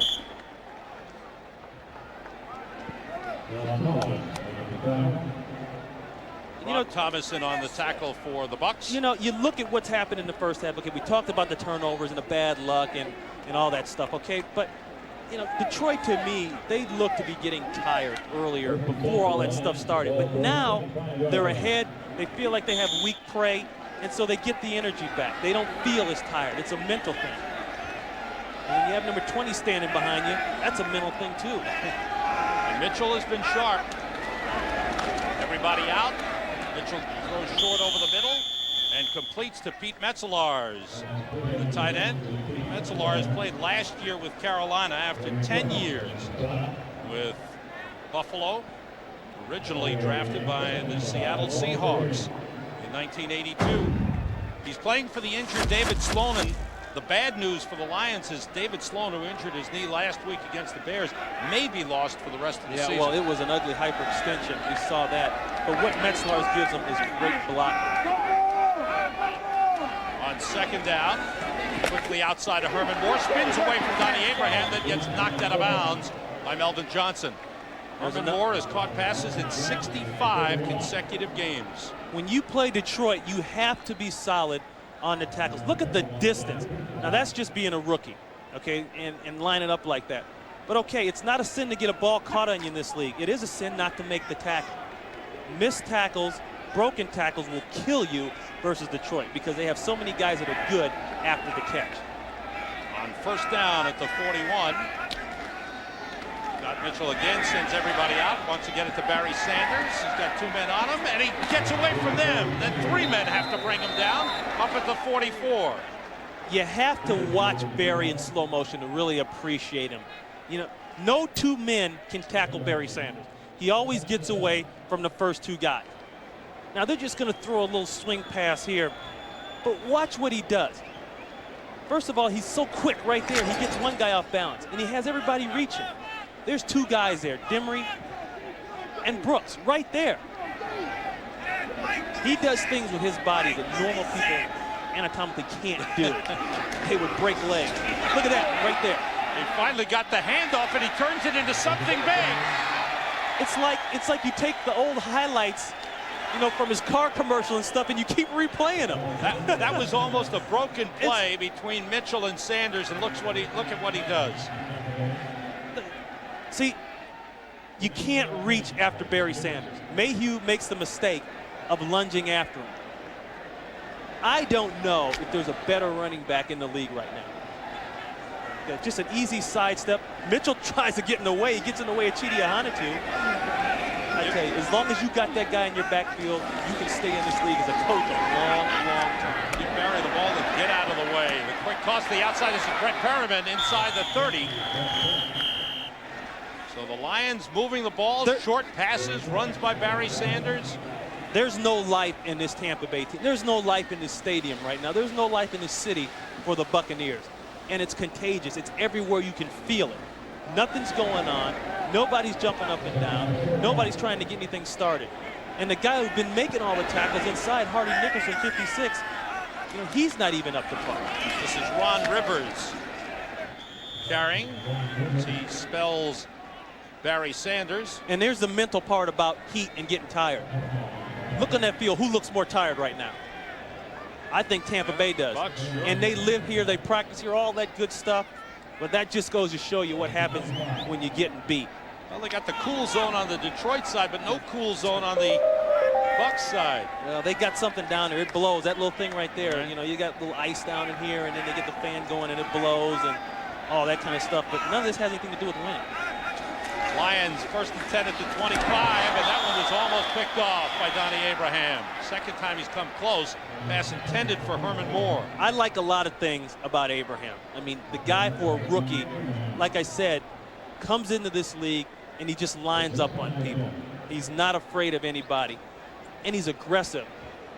See right here, he's got solid technique too. He can work at it a little bit, but he's solid. And this right here, this can always get him out of trouble, Sam. 4'2", 40. He can fly. He needs to get better at setting people up. He needs to get better at switching up his technique and keeping track of what the receivers run on him. Mitchell completes. No, it's dropped. Herman Moore with Donnie Abraham on him. It's becoming quite a matchup. Yeah, that time he was a little behind him. That ball was, actually, I thought Herman should have caught that ball. Brings up 3rd and 10. The Bucks 25-yard line. Warren Sapp comes out, and Lonnie Martz, another linebacker, in for Tampa Bay. When I get in this area, I start thinking about running there. Even if it is a 3rd and long, run the ball to him. Give him chances to make plays for him. Sanders with 39 yards on 8 carries. Mitchell wants to go deep, goes short instead, completes to Herman Moore. First down inside the 15. Good effort by Herman Moore, his 4th reception of the game. Well, the rookie is getting an education from one of the greats. There's a flag down on the play. Back inside the 10-yard line. Yeah, when the ref talks to the quarterback. Illegal contact. Defense number 39. Penalty decline. First down. That's Charles Dimry. Boy, what a struggle Charles Dimry has had this whole offseason.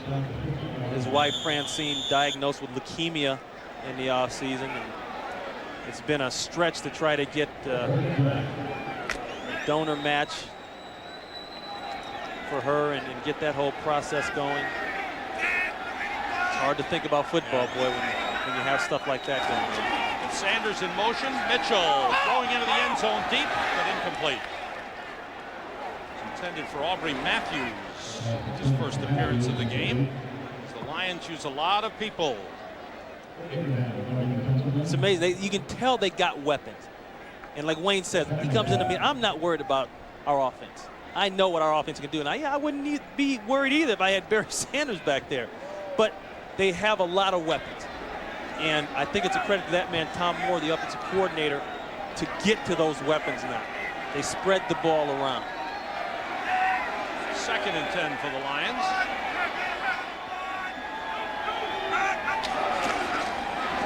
Delay to Sanders, slips away from 2 men, gets close to the 10-yard line. Down at the 11 by Brad Culpepper. That's a nice checkoff by Scott Mitchell. They saw the blitz coming from inside. The blitz is going to come off this quarter, so what do? You give the ball to the man, can make everything happen. There it is. 2 guys never tackle Barry Sanders. Under no circumstances. It's written. It is written. It's in the league rules? Yeah, it is written. No 2 men can tackle Barry Sanders. Metzelar is the motion man. 3rd and 7. Mitchell starts the scramble, gets away, looking end zone, and it's incomplete.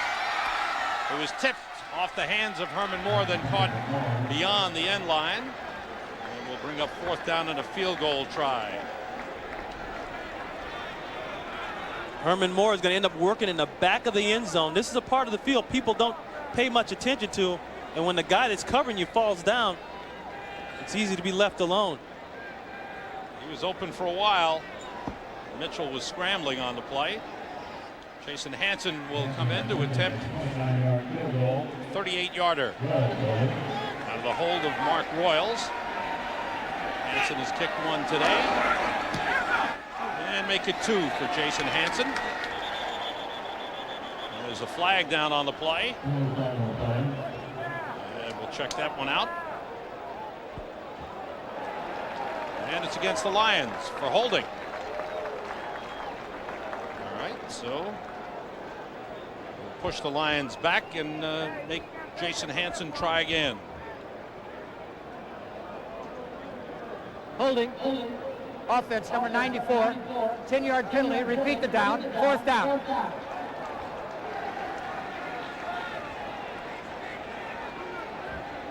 '94 Luther Ellis. Watch this. Luther does the bear hug. He just said, I think he got 2 guys. Forget the technique. I'm just going to get everybody. Hey, if you're going to hold right. That's how you hold. That's a good job of holding. We'll spot this one at the 29, 39-yard attempt.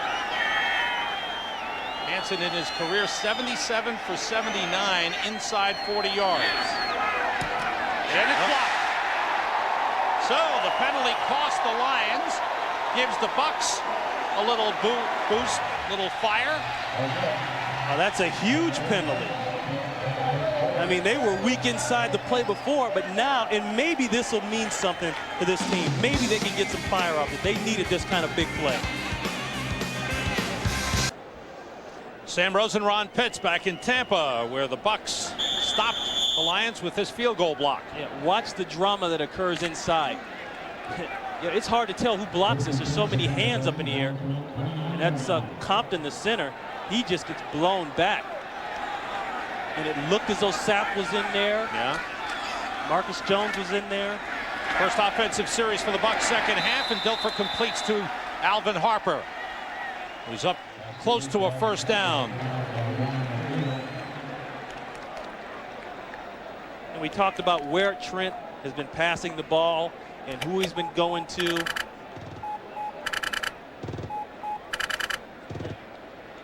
See, here's the area that they got to work more on. You know, we saw one nice hit to Leroy Thompson earlier in the game, and they haven't gone back to him yet. Mike Allstott, the single setback, bounced off a couple of tackles, forces his way across the 40-yard line. That's a hard yard. That is a real hard yard. Mike Allstott is a guy coming from Purdue. He was actually a Heisman Trophy nominee. He was in an offense as a fullback that was more like the offenses today, more West Coast oriented. You know, he's like a halfback trapped inside a fullback's body, and he catches well out of the backfield. I remember the first game against Green Bay, he was really the only guy that did anything. Just across the 40-yard line, 1st down for the Bucs. Ricky Brooks back in, takes the pitch. It's a block from Allstott, but a good play by Greg Jeffries. He bounced off the block and made the tackle. Now see, that's the problem I have with Mike Allstott. You know, we talked about his catching, and he's got that big play mentality and all that. This right here. And on that last play, he didn't do a good job of that. He has got to get that in his mind. He's 250 pounds. You know, he's got enough muscle. You've seen him walking around. He can do it. Now here's a force that's going to come here. That's the collision. Now watch Allstott. You know, that's a corner. He's 250 pounds. That's a 185-pound corner. He's got to blast him. I hate to say that. I was a corner and don't like to think a corner's getting blasted, but still, that's your role as a fullback. He's got to lay wood. Turns into a loss of 5, 2nd and 15. Deep drop by Dilfer. Throws short to Allstott up to the 40-yard line. It's Dave Moore, excuse me, the tight end made the catch.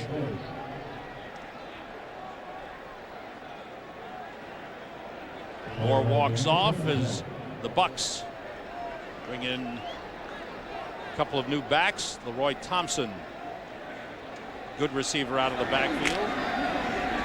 Mike Shula right there. He told us yes, this offense, all this offense isn't in yet. You know, we got so many new people. It's a new situation, first time, new staff. They clean house. You know, I don't even have 50% of my offense in this. 3 wide receivers in. Dilfer looking, and throws it away. They had a miscommunication. And a late hit on Porsche. And that's going to give the Bucs a first down. Well, the Lions' game plan was to lay a lot of hits on Trent Dilfer. Well, that's the plan, and that's what they talk about down there. There's Porsche here. Now you're allowed 1 step after the throw. Looked like he had a step and a half in there. And the fact that he took him to the ground is what called him, is what they got. Jim Eddy there, he doesn't like that. Jim Eddy, of course, coming over from Dallas. Well, I like the way he flashed that Super Bowl ring last night. Didn't he? He makes it very clear where he's been and what his credentials are. 15-yard penalty against the Lions. Jim is still hot about that one. That's a huge penalty. I mean, that puts him on the other side of the. I don't blame him. Ball spotted at the 44-yard line. Jackie Harris, the motion man. Dilfer still has it, slips, and gets away. Throwing for the end zone, and it's incomplete. Intended for Courtney Hawkins. Well, that play was almost a lot of things. It was almost a sack. You know, then he almost tried to run with it. Then he sees somebody, and he throws it. He almost makes a play. You know, as long as you give your quarterback a pocket to step up in. Good job here by Pearson. We talked about Pearson stepping up and maybe not being experienced. Good job of avoiding.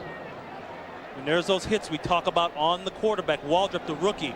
He just has to lead Hawkins so far inside that he can't make the play. Trent Dilfer 12 for 20, 96 yards. Bucs a long way to come back. The handoff. It's very little. I mean, that's nothing there. You know, if I'm a fan, I'm going to be mad. I'm going to boo. I'm going to throw my orange hat and do all that kind of stuff too. You got to make an effort to do something. You know, you're down here 17-0. Not a lot's been happening. No gain on the play. Brings up 3rd and 10 as Tony Dungy looks on. And they don't even have Hank Thomas in the game. I mean, that goes to show you what they feel about Tampa Bay's ability to strike right now and their ability to run the ball. 3 wide receivers in for Tampa Bay, along with Jackie Harris, a good receiving tight end. Pressure from the outside. Dilfer steps up, and it's incomplete, out of bounds. Caught by Carl Williams, but out of bounds. And we talked about that left side of the line and what they would do today. Let's check them out here. Pearson right there, 68, doing a pretty good job. And another good job by Diaz working on Luther Ellis. That ball's late and it's way outside. Good job of covering, though, by Corey Raymond. Using that sideline as your help. Push him to the sideline, make him throw it high and away. Tommy Barnhart to punt. Lynn Milburn standing at the 10-yard line. High kick. Good one by Barnhart. Milburn takes it at the 15-yard line. Got height, no return. Good punt by Tommy Barnhart. 5:53 to go in the 3rd, and the Lions with a big lead. And you think it's not hot down there? Look at this. Luther Ellis, he just went ahead and dropped his pants. He's trying to cool everything off. Lions from their own 15. Sanders bounces outside and gets about 3 on the play. Time for a McDonald's game break. Let's return to JB at our Fox TV Center. Sam, Ronnie will like this. Take a look at the corner blitz by the Giants. Defense playing well for the Giants. Jason Sehorn got to Warren Moon. Giants got it. They're threatening. Hold them to a 1-point deficit. Back to Sam and Ron.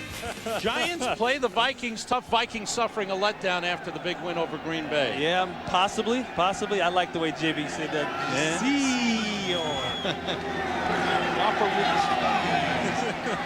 Herman Moore off the reception. Short of a first down. Big Ray over there. You talk about a funny guy. We talked to him last night. I said, Ray, what are your hobbies? What do you like to do? Sleep. Very matter of fact, sleep. That's in the offseason. Yeah, that's in the offseason. He said that's underrated. Sleep is underrated, really. At the end of the season, he and his wife go out to Hawaii and they go to some big spa. He said they pamper me 24 hours a day. They do my feet. They give me massages. Can you imagine him laying up there in a mud bath getting a pedicure? Oh, man. That's a sight. I would have to laugh. That's some sight. 3rd and 3. Mitchell has nobody open. And he dives. Ooh. And met Derek Brooks. He got a first down. Let's see. Did he get the first down? Yes, he did. Derek Brooks, the leading tackler for Tampa Bay this season. These are not the kind of hits you want your quarterback to take. Mitchell doesn't quite get down soon enough. Brooks, now if that were Greg Lloyd, Mitchell would be carried off the field right now. Brooks let him off easy. He just gave him a little 400. Well, wow, look what's happened. Yeah, since the first quarter. Bucks had their chance early, gave it away. Mitchell from the sideline, and he completes. And Herman Moore is wrestled out of bounds by Donnie Abraham. The whole key right there is pass rush. It's time. Man just runs an 18-yard out. That shouldn't happen if you got heat on him. Watch the protection up front. Compton there. Compton's just looking for. That's no penetration. That won't get it done in this league. That will not get it done in this league. You will get your coach fired. The fans will be mad. People have to leave town when you're getting that kind of pressure. Another first down for the Lions at the 40. Herman Moore has caught 6 passes for 61 yards. Sanders going outside. Slips a tackle. And a couple of more. Another first down into Tampa Bay territory. And Barry's picking it up. Well, we keep talking about the blocking. Yeah, Sanders does a lot. He doesn't do it on his own. Watch Ray Roberts right here, number 72. I mean, he's just working over the rookie there. Just take him right out of his play. He wants to go outside. They're going to run inside and keep running. You know, that's just called working as hard as you have to work. And then watch the block up top. Johnny Morton does a good job of pushing Martin Mayhew right there. Ray Roberts says, you block for Barry Sanders, stay with your man, and then get out of the way. Yeah, he said, I just want to get my big butt out of the way after a while. 13-yard pickup. Sanders, 11 carries, 58 yards. That's a lot to get out of the way. And with time running down on the play clock, Scott Mitchell calls a timeout. Late in the 3rd quarter, the Lions are driving and leading 17-0. Down. Why? Because he does it without any help. Consistently, the Broncos don't give him help outside. He does it as a one-man game. I still like Troy Aikman in Dallas. Yeah. But you see what happens when he doesn't have his help. This is Ron Rivers, who's giving Barry Sanders a chance to rest. And Rivers, the second-year man from Fresno State, where he was a teammate of Trent Dilfer, picks up a few on the play. You know, once again, we keep talking about the blocking of Ray Roberts. You know, the knock on Ray Roberts coming out of Seattle, he broke his ankle, and then they kind of used him in spot fashion, that he wasn't tough enough. He wasn't physical. He says, you know what? I'm the most physical offensive lineman in the league, and I can do everything good. I can run block and pass block better than anybody else can. He says he's the complete package. He says he's the complete package. Mitchell faked left, went right. Herman Moore knocked down by Abraham, but he made the catch. First down, Lions. 7th reception of the game for the NFL's leading pass receiver, Herman Moore. You know, you wonder why these guys are so good on the perimeter the last couple years here. Herman Moore with the big plays since he's been here, and then they get a Johnny Morton and Brett. I think it's got to do with coaching. You look at right here. That's Charlie Sanders, okay, and that's Greg Landry. Both of them former Lions. That's a former quarterback, you know that. And Sanders, he's a wide receiver coach. With those two guys up in your booth coaching, you can't help but be good. Mitchell looking, plenty of time now. He's chased. Culpepper's got him, and he tried to get it to Barry Sanders. It's incomplete. Brad Culpepper all over Scott Mitchell, but Mitchell found a way to get rid of the ball. Yeah, I think it's Culpepper's hair. He's got a new hairdo there. You can just barely see it. He's got some dreadlocks going on right there. He and Reagan Upshaw got together. But you know what? He works through a double team, which is very nice. And they've got him playing that nose tackle position. He gets double teamed a lot. But I think you also got to give credit to the defensive secondary. The latest Sanders. And he bounces off a tackle. And he turns it into a gain as flags fly. They may bring this back. Chidi Ahanotu. Chidi, my man, you had no chance. You thought you did, but you really didn't. Ahanotu, who broke his hand in preseason, missed the start of the regular season. Chidi in the lineup for the last two games. Chidi would have been better off stopping, going down to the goal line, and waiting for Barry Sanders. We're going to try to tackle him one-on-one. But they're going to bring this back. Illegal block. Offense, number 84. 10-yard penalty. Repeat the down. Second down. Herman Moore, the culprit. Gates, pretty good run by Barry Sanders. But you know, holding is Herman's one of his biggest assets because he's so tall and so long right down the bottom. Now there's the hold. Okay, and then they call him back there for the illegal block in the back. Sets the Lions back at the 45-yard line of the Buccaneers. On second down. Mitchell being rushed. He didn't see it coming. The ball's loose. Lions have it back. Lonnie Martz with the blitz. And Mitchell was looking downfield. He never saw him coming. It's about time Tampa Bay started something and made things happen. They got to come out of the bag here. They just can't be vanilla. Lonnie Martz going to come on the blitz now. Once again, why doesn't Scott Mitchell see this? He's a left-handed quarterback. He's open that way. Boom. That is not his blind side. That is his open side. Lonnie Mart's second sack of the season. And that sets the Lions back. We've come to the end of the third quarter. No scoring here in the third. The Bucs defense coming through with some big plays. Lions 17, Bucs nothing. Fox NFL Sunday continues right after these messages. With Ron Pitts, Lions 3rd and 27, back in their own territory at the 48-yard line. And the hand is to Barry Sanders. Chidi Ahanotu missed him again. John Lynch forces him out of bounds. Hey, that's as good a play as any, okay? 3rd and 27. The thing that can kill Detroit faster than anything is to give up a turnover. Big interception, touchdown, you never know. Give it to Barry. He can make a 3rd and 27 real easy. You know, and that's one thing with the Lions that they've been criticized about lately. They're really predictable. You know, if Barry is stacked behind the quarterback, it's run. If he's offset, it's pass. Milo Sylvan is deep at his own 10-yard line. Royals gets it away.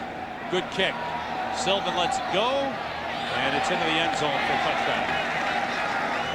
So the Bucs, who are down 17, will try to start mounting a comeback after the punt by Mark Royal. In Tampa, where the Bucs go on offense early in the fourth quarter. The offense moved the ball well early. They drove down 73 yards in the first quarter, but then Trent Dilfer threw an interception, his 9th of the season. Benny Blades returned it 98 yards for the touchdown. That's the big play in the game. Yeah, and we got to remember, this is a score that looks much worse than well, actually, it's much worse than the score looks. They can get back in this game. They're one touchdown away, but the momentum has not been on their side, and Trent is having trouble getting on the other side of the 50. Thomas back in. Dilfer stumbled on the way back, gets it out to Alstott.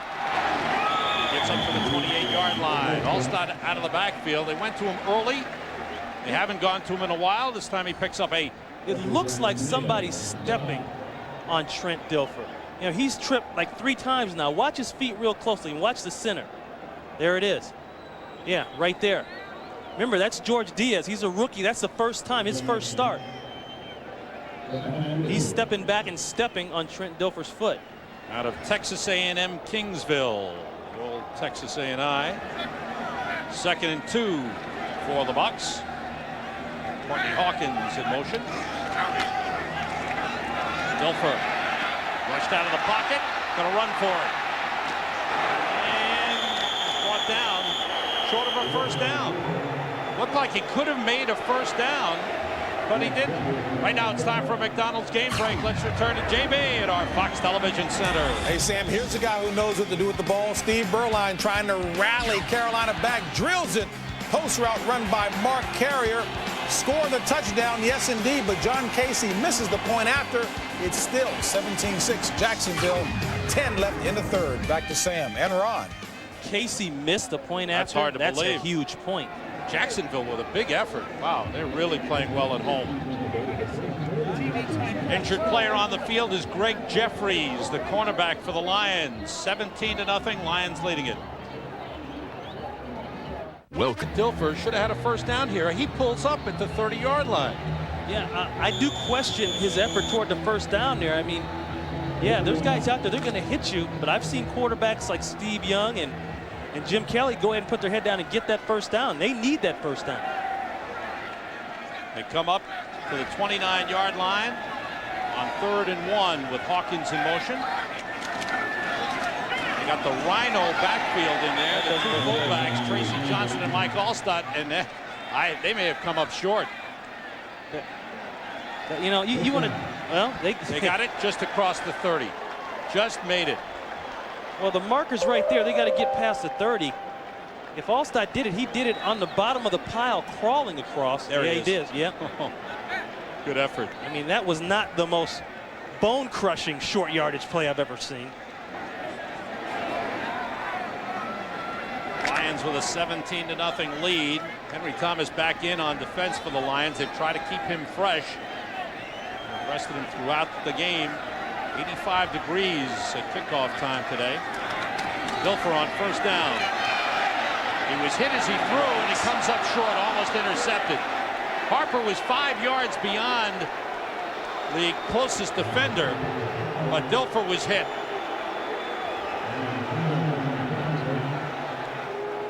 You know, watch the protection inside. There's a problem. Henry Thomas, they got to try to double team him. And look at Diaz kind of getting pushed back there. Still, though, I don't understand why he didn't get more on the ball. He had somebody on his shoulder. Let it fly. See, once again, he's letting it go too early. Make your decision. Make your mind up. Let it fly. Alvin Harper has got 5 yards on the cornerback McNeil. It's 2nd and 10 for the Bucs. Dilfer goes screen to Brooks, and he dropped it. Catch the ball. Now, is that a... That's why the score, even though it's 17-0, it's really 56-0. Because they can't get any drive going. The only drive they had going was the one in the beginning of the game. And that goes to show you what one bad play can do to your mentality. It can crush it. And, you know, Tony Dungy's going to be a guy, because of his personality, because of the way he is, he's going to stay calm. He's not going to make any crazy statements to the press. He's not going to do anything that gives the town more fire against him and his team. And I think that's a credit. He's got some guys on his team he's got to get rid of. Talent. And Dilfer is swarmed under and sacked. Shane Bonham, number 96, one of the backups, third-year man out of Tennessee, drops Trent Dilfer. We question that left side of the line and what they would do, how they would hold up. But it's been the right side of the line that's broken down. Now that's Riesenberg.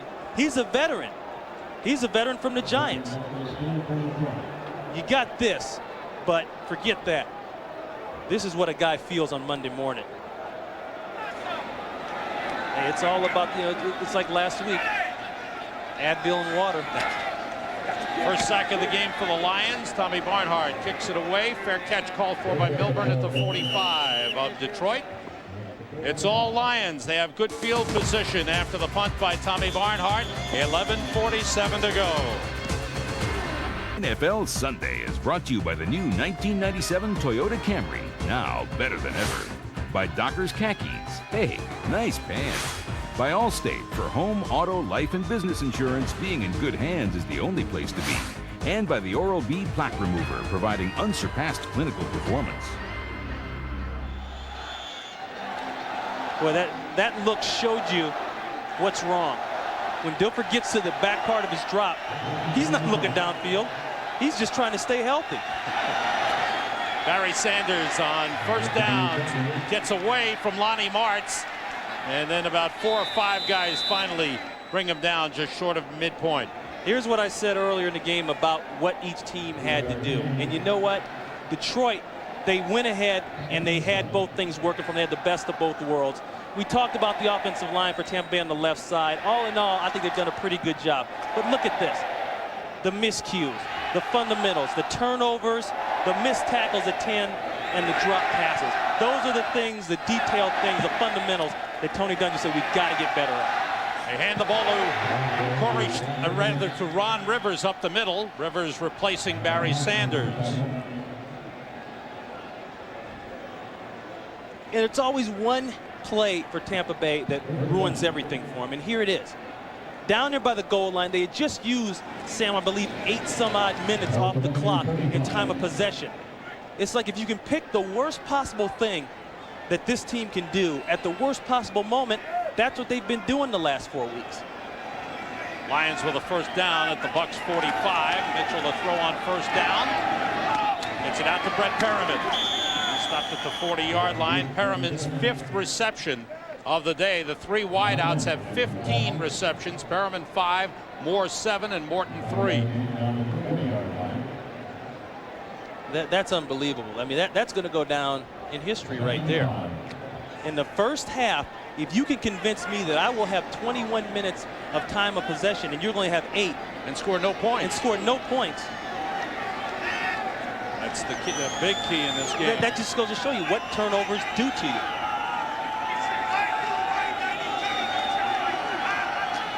On second down, short drop. Mitchell wants to go deep. He does, and he's got Herman Moore. Breaks away and is pulled out of bounds at the 7-yard line by Melvin Johnson. No pressure. No pressure. Nobody is putting heat on Scott Mitchell. Count it.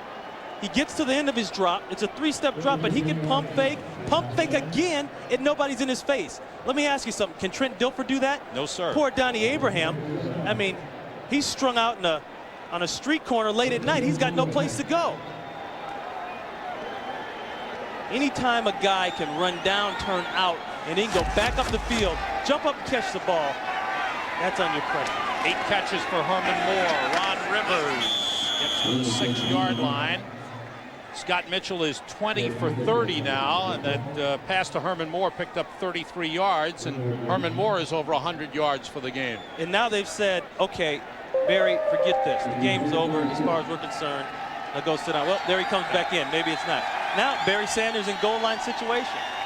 I want to get Barry in TD maybe. I don't care what Wayne says. I don't care what Tom Moore says about, well, we don't want to run Barry in there because he's not a straight-ahead guy. He might get hurt. Baloney. If you want to keep your job, you run Barry Sanders in short yardage and goal line. Look at Oakland leading Chicago 17-10. Timeout on the field. Lions want to talk it over. They're at the 6-yard line of Tampa Bay, looking to widen the lead. Yeah, we talked about how they spread it around in the top of the game, and that was the difference in Mitchell, and he worked on his technique, and here it is right here. Every guy has something. If he doesn't have the yards, then they got the touchdown. It was a 31-yard touchdown pass to Johnny Morton, and Barry Sanders has had a couple of good runs. You know, you talk about guys that deserve millions and get millions, and all these rookies that they pay a lot of money to. The Barry crowd is here. He's the guy that deserves to be paid the most in the NFL right now. Mitchell throwing corner, and it's knocked away by Donnie Abraham. Great Johnny Morton, play. the intended receiver. Great play by Donnie Abraham, which is a bright spot in this secondary. And I talked to Herman Edwards, the defensive back coach, and he said, Abrahams is a guy I like. Watch what they do here. They try to run a pick play. But Moore set himself. Yeah, he set himself. Yeah, it's not like basketball, though. They're going to call that if they think your intent is to go in there and block. And it was. But that's just good awareness by Donnie Abraham of not letting the pick confuse him. On third down, pressure, and they got him. Second sack of the day on Scott Mitchell. Warren Sapp, his 4th of the season. He had 2 last week. Warren Sapp right here working inside. He's working over Conover. Watch his hands. He comes with the rip, and they double team him. And he gets around, and see, he doesn't have any place to throw the ball. I can't sit here and say that Sapp blew people off the line and made good penetration. But a sack is a sack. This will be a 29-yard field goal for Jason Hansen out of the hold of Mark Royals. Hansen's kick is good. His 2nd field goal of the game. He's had 1 blocked. He continues to be near perfect inside the 40. Lions have been perfect on the scoreboard. The hot rookies are New England's Adam Vinatieri, their place kicker, and Carolina's Chimanga Biakabatuka. Miami's Kareem Abdul-Jabbar is still one of the NFL's top rookies. Each week, Degree will honor the NFL's hottest rookies. Kareem Abdul-Jabbar, 5 rushing touchdowns. Speaking of rookies, the Lions are going to get a couple. Reggie Brown, their 1st-round draft pick, 17th pick overall, may be able to play next week when the Lions play home against Atlanta. And Jeff Hardings, they just signed, and he's got to work his way into shape. Nilo Sylvan on the return across the 25. A loose ball. And the whistle stops play. It's recovered by Kenny Gant. Sylvan fumbled the ball. The Bucs come up with it, but the ground forced the fumble, so they bring it back to the 28-yard line. Big signing on Friday. The offensive guard Jeff Hardings out of Penn State, who was a holdout, finally came in and signed a 5-year deal. Forced the move of letting go Michael Brooks, the middle linebacker. And you know what? I don't buy that one all the way, because with the way they've had problems in their linebacking core, if they really wanted to keep Brooks, they would have kept him. They could have restructured, redone his deal. I just think that's one of those things where they kind of want to get him out anyway. Heat on Dilfer. And down he goes. Robert Porcher was there. Mike Wells is there. Luther Ellis is there. It's a tough day for Trent Dilfer. Pick who you want to watch. I mean, there's just leakage everywhere. On the left side there, Pearson, he got slapped to the outside. You know, the guy, where can he throw? He can throw right here, but that's 3 seconds after he's been hit. He's got no place to throw. On 2nd and long, he's rushed again. It's dropped by Leroy Thompson out of the backfield. Benny Blades covering. You know, those are the type of things there. You talk about what this team has to do to get better. And Tony Dungy, you know, this is a free year for Tony Dungy for all intents and purposes. He's got to get a lot of this stuff out of here, a lot of this laundry that's not his off this team. They have areas on the team where they need better talent. Yeah, that's not a secret. Everybody knows that. They just have to get some better talent in here. A new stadium and all that stuff, yeah, that'll help. But you first got to clean house, and that's what I expect Tony Dungy to do in the offseason. Lions now have 7 DBs in the game. Benny Blades moving up to play linebacker. That pass is complete to Alvin Harper, and a late flag goes down. Dilfer was hit again. Luther Ellis in on the hit, and Dilfer gets up in pain. Left hand hurting.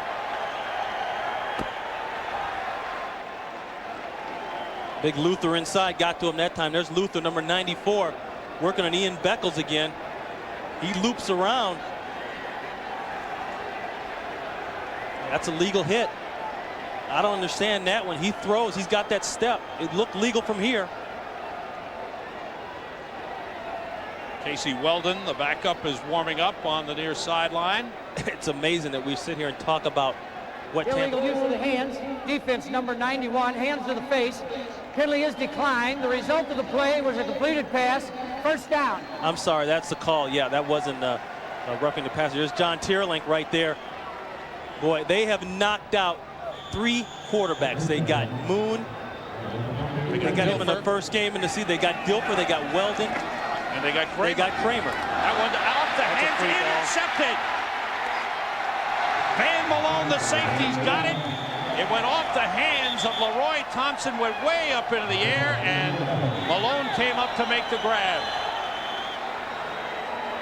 And Shane Bonham and Trent Dilfer have been face to face. Well, Shane Bonham is a great talker. Dilfer told us. He said the only guy over there that really talks a lot is Shane Bonham.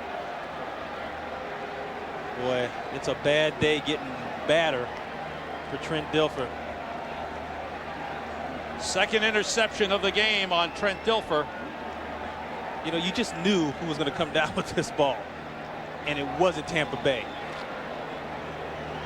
10 interceptions this season on Trent Dilfer, and 16 giveaways. Dilfer in some pain. That left arm seems to be giving him some problems. Barry Sanders at the 45-yard line. You know, you're at a point now with Dilfer. You might want to give him one more week, okay? But you're at a point where you're going to have to make a switch. Not because you got anything better sitting on the bench necessarily, and I don't think Tampa Bay does in Milanovic and Weldon, but because that makes the team at least feel like, okay, new day, we got a chance. I mean, he's got ice on his knee. He's got his knee in a brace. He's throwing interceptions left and right. But does that help Trent Dilfer in his NFL career? What helps the Tampa Bay Buccaneers in their NFL career? When you're committed to a guy. That's just it. Nobody's committed to anybody, especially these. Sanders with a big carry. Lynch rode his back, and Donnie Abraham came in to help out. See, that's the best thing about free agency. Okay, yeah, it used to be when you got a guy and you pay tons of money, you got to keep him because you got to swallow your pride on the deal. But you know what? Right now, Tampa Bay is not in a position to sit here and go with the quarterback that's not getting the job done. And it's not just him. I've already said that. They got to get some other talent in here too. But they can't sit around and worry about people's feelings right now. They got to put a winner down here. And I know that's the direction Tony Dungy's going to want to go no matter what it takes. Chains are in to measure. There's the ball spotted at the 37. First down, Lions. With a little over 6 minutes to go. Scott Mitchell has been sacked twice in the game, 13 times this season, but he's thrown no interceptions. In the first game of the season, here's Trent Dilfer. Boy, he's still in a lot of pain. I think what I saw him and Jackie Harris found something to laugh about. He may be part of the pregame show next week. I'm not going to comment on that. Terry might take a look. Ron Rivers breaks through a big hole inside the 20 and down to the 11-yard line.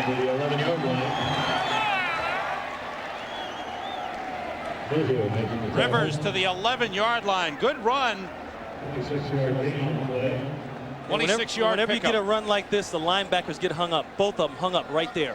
Brooks and Hardy Nickerson.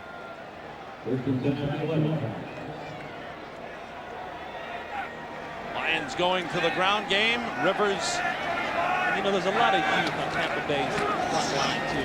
They've got 3-4 first rounders. Another strong run by Ron Rivers down to the 4-yard line. Rivers now with 50 yards. Barry Sanders with 73 yards. So you've got about 123 yards rushing for the Lions this afternoon. Like I said, they've had the best of both worlds today. And that number 20 on the screen right there, kind of symbolic, I think.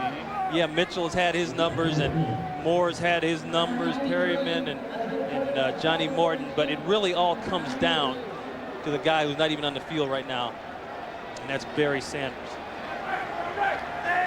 Erwin Waldrop is in as a third tight end, or as a fullback rather, in the backfield to block. The handoff went inside and picked up just about a yard. Coming up following this one, out to Seattle, where the Green Bay Packers, 3-1, try to bounce back from last week's loss to Minnesota. Brett Favre will lead them against the Seattle Seahawks. Right here as Fox NFL Sunday continues. Yeah, Wayne has every reason in the world to laugh right now. You know, when the coach has got his headphones off and he's strolling up and down the sidelines, and he's laughing with his assistant coaches. But things got to be going good. 3rd and 2 for the Lions. Mitchell throwing for the corner, and touchdown, Herman Moore. Flag goes down.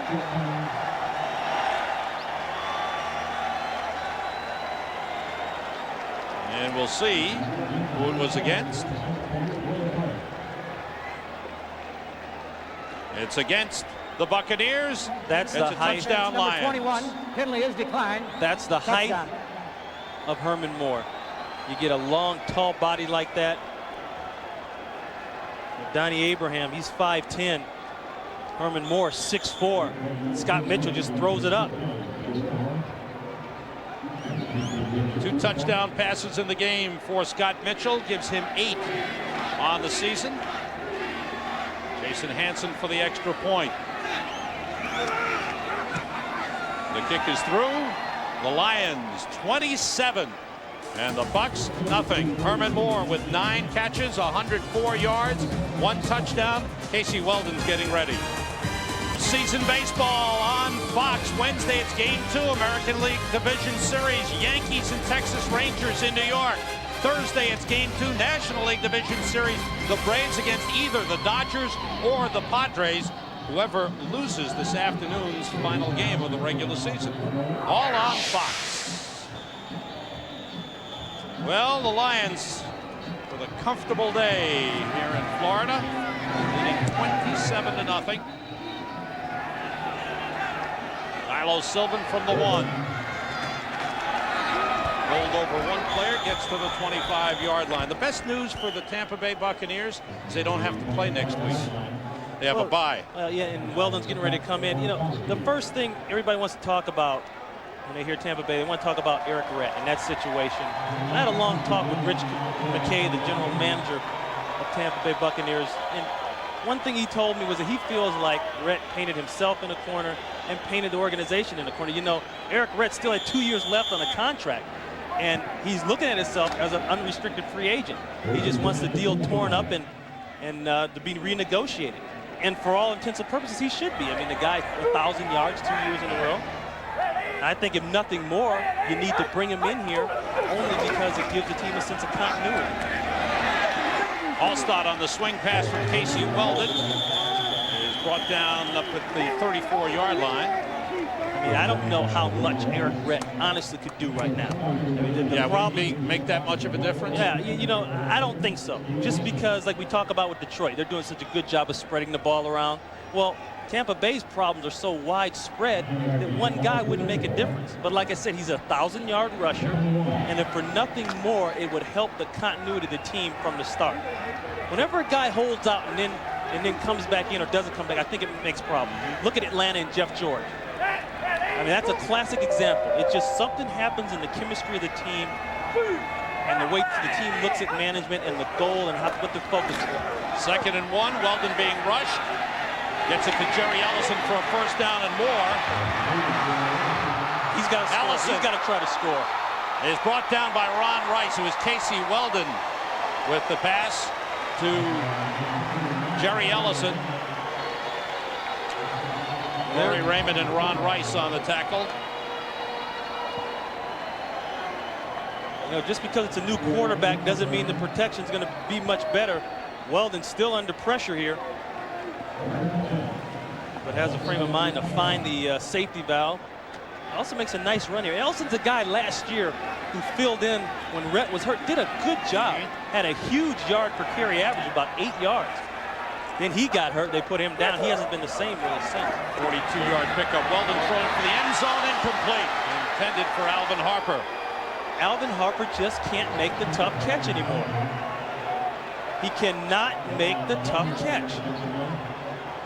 Yeah, it's a tough catch, okay? And he threads it, but Alvin's got to come up with that. You've seen him come up with that ball.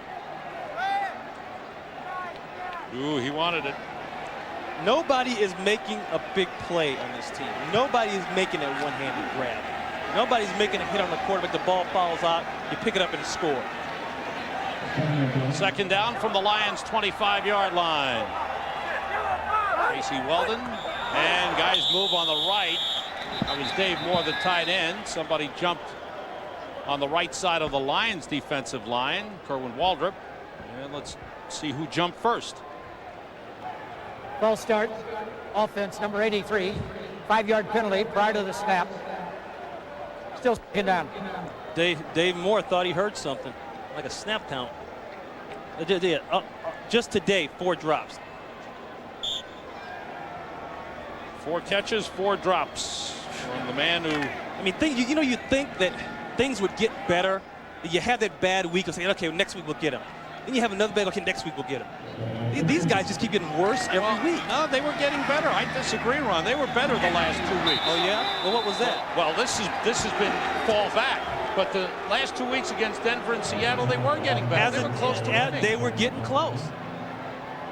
But this week has been dreadful. This has been But, I'm talking about this kind of stuff. Okay. Harper, to me, has lost all confidence. He got frustrated when he came here. He got hurt. That threw him off stride a couple years ago. And like I say, he doesn't have Michael Irving on the other side of the ball. He's getting all the double team. Nobody's letting him run free down the field. When you don't have those big weapons around you, it's hard to just be the guy. Leroy Thompson, the lone setback on 3rd and 15. Weldon being rushed, spins away. And as he's going down, he throws an interception. Yeah, but you know what? Weldon had to try to make a play. Who's fooling who here? 27-0. Throw the ball. Ryan McNeil intercepts. And more frustration for the Tampa Bay Buccaneers. 3rd time they've been intercepted in the game. Porsche coming off the corner. He misses the sack.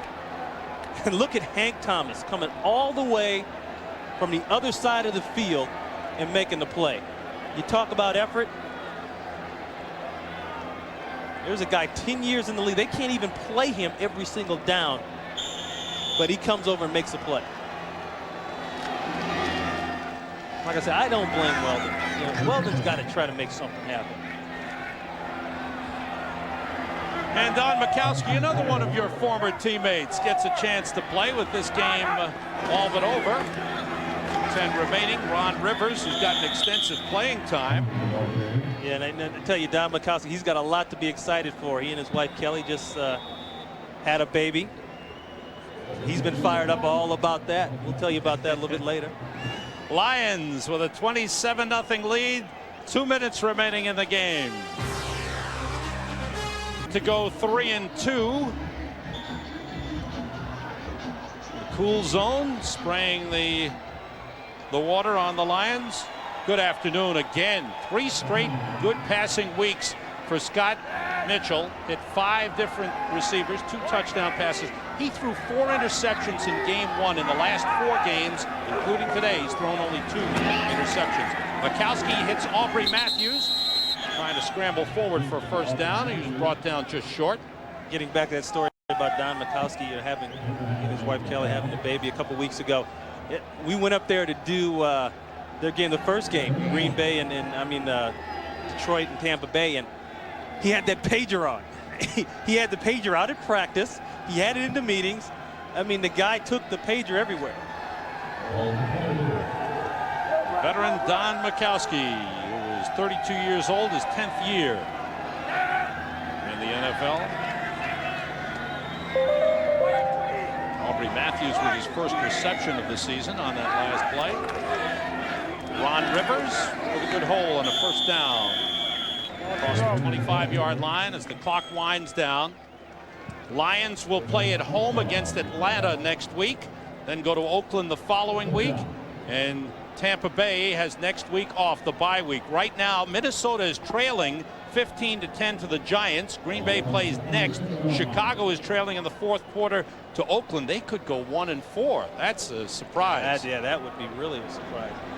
Yeah, you talk about what organizations have to do to get better. The Detroit Lions, they've done some things in the offseason to get better. Larry Lee, Vice President of Football Operations, they did little bitty things like get bigger planes, more hotel rooms, police escorts everywhere they go. All those kind of little things add up. And I think it's a credit to somebody like that, and an organization can see that as a former player and get the job done. Final seconds ticking off. And for the Lions, it'll be their 5th consecutive win over the Tampa Bay Buccaneers. A rough day for Trent Dilfer. The big interception in the first quarter turned this game around. Tampa Bay driving 73 yards, and then Benny Blades intercepted at the 2-yard line, returned 98 yards for a touchdown. Scott Mitchell had a strong game as his passing percentage goes up, and the Lions are now 3-2. Barry Sanders 73 yards as the Lions win it 27-0. We will send you back to our studios right after these messages. For Ron Pitts, this is Sam Rosen. Again, the final score, the Lions 27, the Tampa Bay Buccaneers 0.